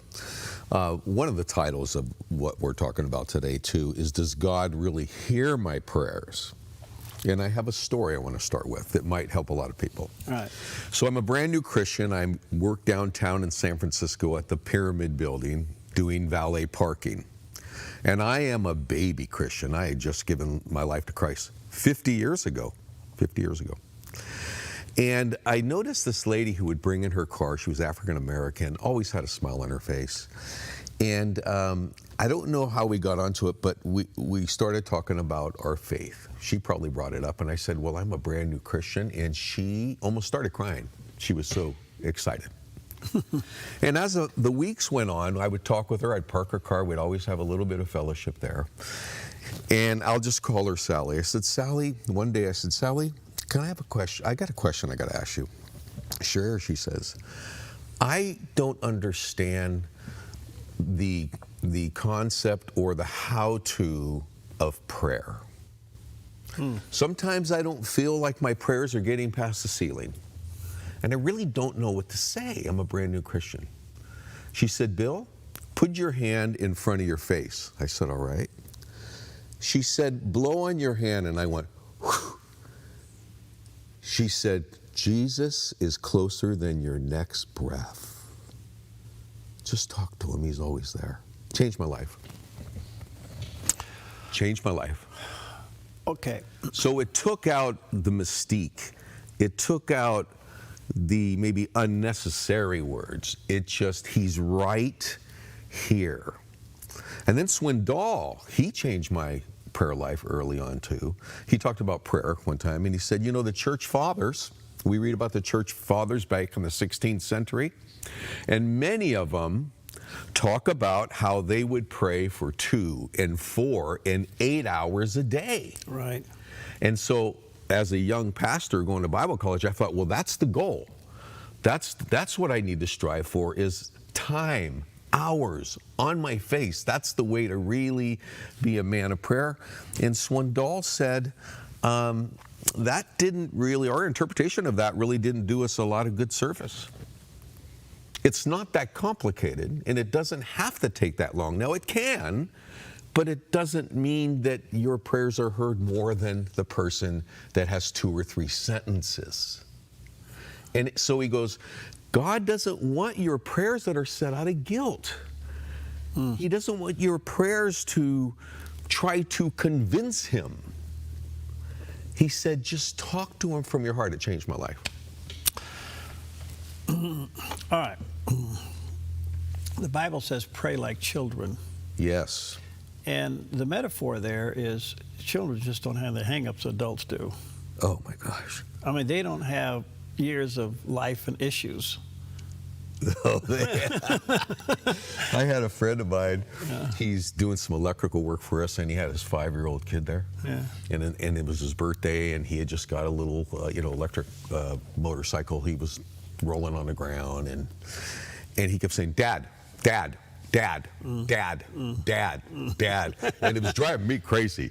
But kids are so resilient and so desirous to get their father's attention, you know. And that's what the Lord wants. He wants our attention. And he wants it simple. Now, let me just tell you one more little story. It's a really good one. So my former brother and sister-in-law, she told me that they were desirous to start to go to church. They were in Sacramento. So they went to a church, and I believe that they gave their life to Christ that day. Okay? This is what she's telling me. Her husband, too. Her husband really had never been in church, but they gave their life to Christ. And on the way home, she said, Carlos, his name was Carlos. She said, Carlos, now what this means is you're going to be the spiritual leader of our home as the man. He goes, I don't know what that means. What is the spiritual? What am I supposed to do as a spiritual leader? She goes, well, you know, you are the one that leads us in the Bible and maybe our understanding, and it's important to have devotions. And he goes, I don't know how to do this. And she said, well, you know, it'll come with you in time. And so that night they were getting ready for bed, and they're lying in bed, and she said, Carlos, would you please pray for me and our family? He goes, I never have prayed. I don't know how to pray. And she said, just pray to him like he's your father, like your children talk to you. And he goes like this. He had a real deep voice. God, this is Carlos. He said, so will you just help me and my wife and our marriage and like just take care of our children and help us know you better, and I'll talk to you later. Now, to me, that put a smile on God's face. Yeah. It's real. God connected with that. So simple, not complicated. Yeah. We got 1 minute, and I'll share a story. I had a guy come in. This was years ago. My office was so small, literally so small. He had to stand up to close the door. Okay. And he came into my office, and he sat down, and he had served the Lord, but he had really fallen off. I mean, you talk about backsliding. This guy just went crazy. And he was under a lot of guilt. And he came in and he said, will you help me to get my life straightened out with the Lord? And I said, absolutely. So he came in, and my desk was so tight that we literally had to stand up, close the door, and he'd just sit down. And I said, okay, let me pray. He said, oh, no, I'm going to pray. I'll go. All right. So he gets down on his knees. I had to sit there because there wasn't enough room in my office to push my chair back where I could get down on my knees. So he's on his knees in front of me. And here's what he says. I'll never forget it. God, here's the deal. I think I'm a sinner. is... I made a lot of mistakes, and your word says that you would forgive me. I'm asking for your forgiveness. Amen. I love it. More than that, God loves that. He loves it. He got up, and from that day on, he served this ministry in helps until he died. Amazing. Yeah. Amazing. All right, so we're going to take a quick break. I have another big question. Yeah, and we have some samplings, too, of how simple God wants our prayers. Okay, too. We'll take a quick break. We'll be right back.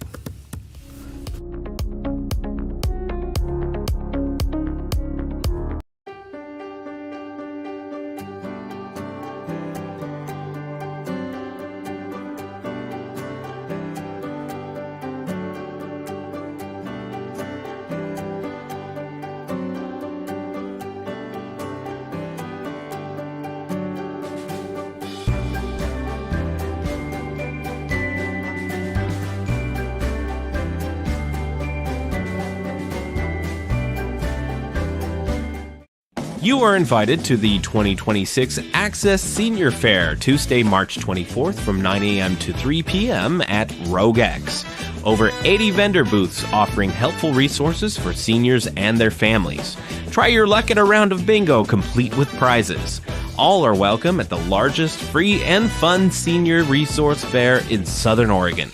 We'll see you Tuesday, March 24th from 9 a.m. to 3 p.m. at Rogue X. Buying or selling a home can be stressful. It's one of the biggest decisions you'll make in your lifetime. That's why it's important to work with someone you trust, someone who has the right experience and knowledge of the market. Hi, we're Patrick and Paulina Lizer with Lizer Real Estate Group. And whether you're looking to buy or sell a home, our mission is to take the stress out of the transaction and make it as seamless and rewarding as possible. Contact us today. We look forward to working with you. Once again, our very own Dove TV was recognized for excellence by the National Religious Broadcasters with the prestigious Station of the Year Award for 2026. And this year's recipient of TV Station of the Year Award is theDove TV. This makes 9 times the Dove has been honored by our peers with this celebrated national award.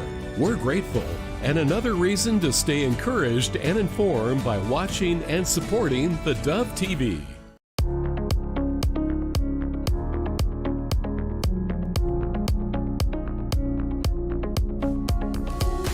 Welcome back. Bill Gallagher's with us, pastoral counselor, founder of Teamworks. Teamworks-works.com is his website.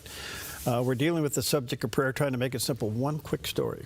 About 3 months ago, I'm driving in at 4:15 in the morning, and I'm praying out loud in my truck, okay? And all of a sudden I hear, "Sorry, I didn't understand that. Would you say that again?" Siri was listening to me pray. Oh, my gosh. She listened to everything. I about jumped out of my truck. Yeah. You know, which I felt violated. Yeah. Yeah. No, there you go. Anyway, go ahead. A couple of samplings of how straightforward and simple and how joyful it is to the heart of God to just talk to Him. You just talk to Him. Now here's Mary and Martha. Mm-hmm. Lazarus dies. Mm-hmm. He's been dead 4 days. Jesus knew that he had died and waited a couple days to go see him. And so by the time they got there, he met both Mary and Martha. They went out and seen him. They both said kind of the same thing. These are the closest family he was with on earth, Mary, Martha, and Lazarus. And they both said, "Lord, if you were here, this wouldn't have happened." Yeah. Now, is that respectful? No. Is that King James sound? And the Lord said, and the Lord cried with them. Mm-hmm. That's what he did. He didn't rebuke them. He didn't tell them to be a little bit more eloquent. They poured out his heart, and he cried with them. Mm-hmm. Then Jesus, here's the week that we're celebrating. He's in the garden. Easter's on Sunday, right? A couple weeks, yeah. And he said that he was overwhelmed. He told his disciples when he was in the Garden of Gethsemane, he was overwhelmed with trouble and sorrow, the Lord Jesus. He goes about 20 feet, kneels down against a tree, and starts pouring his heart out. And this was his prayer to his Father. Lord, if there is any way you can take this cup of suffering from me, please. But then the best part of the prayer is, nevertheless, not my will, but thine be done. Now, you don't get any more simple and straight than those two examples. Mm-hmm. And so I as followers of Christ and listeners, and if you're watching this, if prayers become a real problem and there's a lot of guilt because you never talk to them enough, just simplify it. I had a guy at our church, he was dying of cancer. He was traveling with his family for a vacation and discovered that he had cancer. He had to go to the hospital. He was in a hospital the entire vacation. He was heartbroken. He was crushed because they did this family vacation every year. And he told me, Bill, I was sitting on the edge of my bed in the hospital, just weeping and asking God to help me. And he said, I kid you not, I literally felt Christ sitting right next to me. Mm-hmm. He put his hand on my shoulder and he said, I will be with you. I am here. I'll take care of you. And every time he told that story, no matter what he was about 6'4" as a former police officer. Mm. Every time he told that story, he would just break down and weep. It was that real. All right, so a lot of people come to God with a very cluttered mind and heart. And maybe some guilt all mixed in. I think what I'm hearing you say is, stop and talk to him like you and I are talking right now. That's right. Yeah, visualize the closeness of us. Yeah. Visualize Jesus right next to you, like my friend in the hospital. He's sitting right there. Visualize him right there. He's closer than our next breath. And talk to him. He loves it. He just can't get enough of it, in a sense, and it's good for our heart. It's simple. That's what, it changed my life, to just talk to him. So where does honesty come in? And what I mean by that is, sometimes we come to God and we, without confessed sins, and you got to deal with that. Of course. But sometimes you come to God and you just, hey, God, I don't have any words today. I'm just overwhelmed. I don't know anything. You just kind of pour it out. I mean, how would you describe that?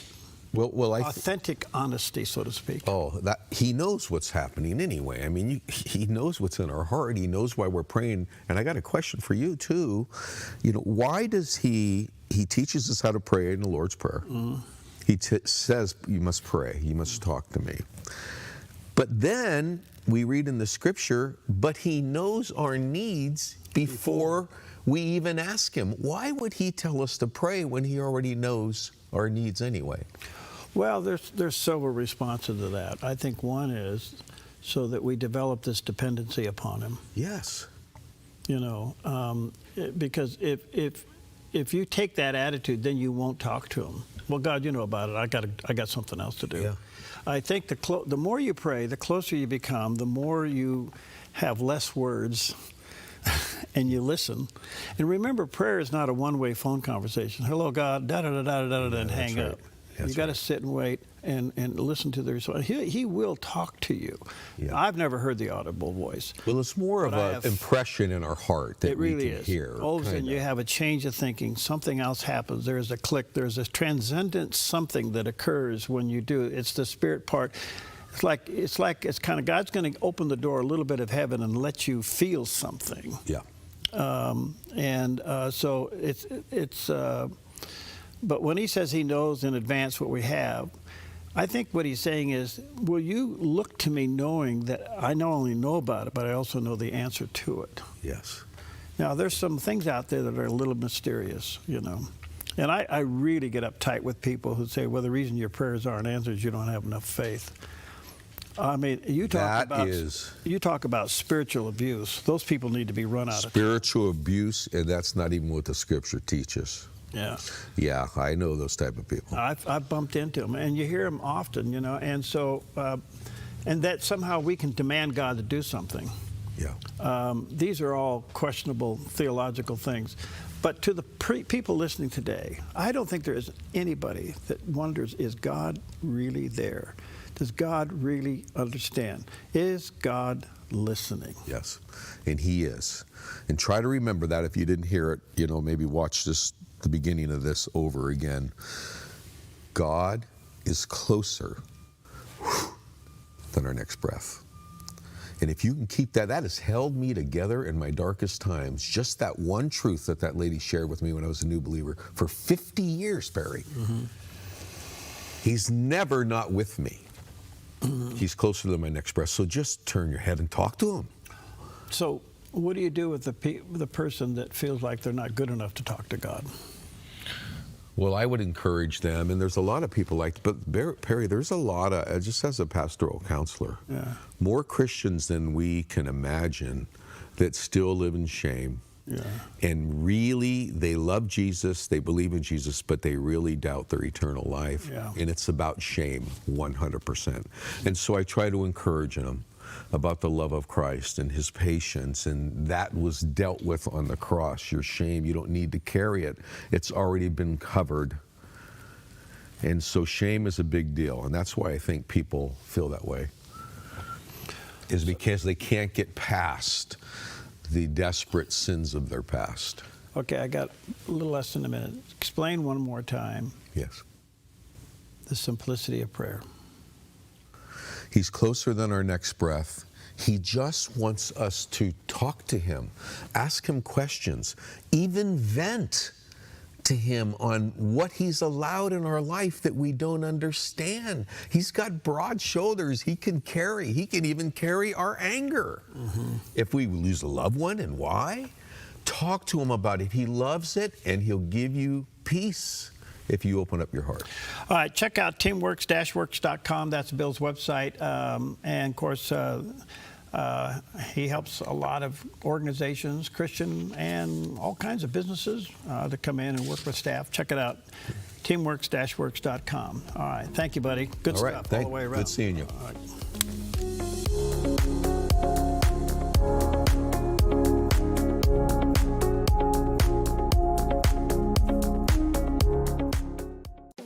Since 1934, Grange Co-op has been more than just a store. We've been a cornerstone of our community, owned by people like you. We proudly offer top-quality farm and ranch supplies, including our own Rogue feed, as well as workwear, Western apparel, garden essentials, and pet care products. By signing up as a Grange Rewards customer, you not only enjoy exclusive benefits like special offers and 1% back on most purchases, but you also become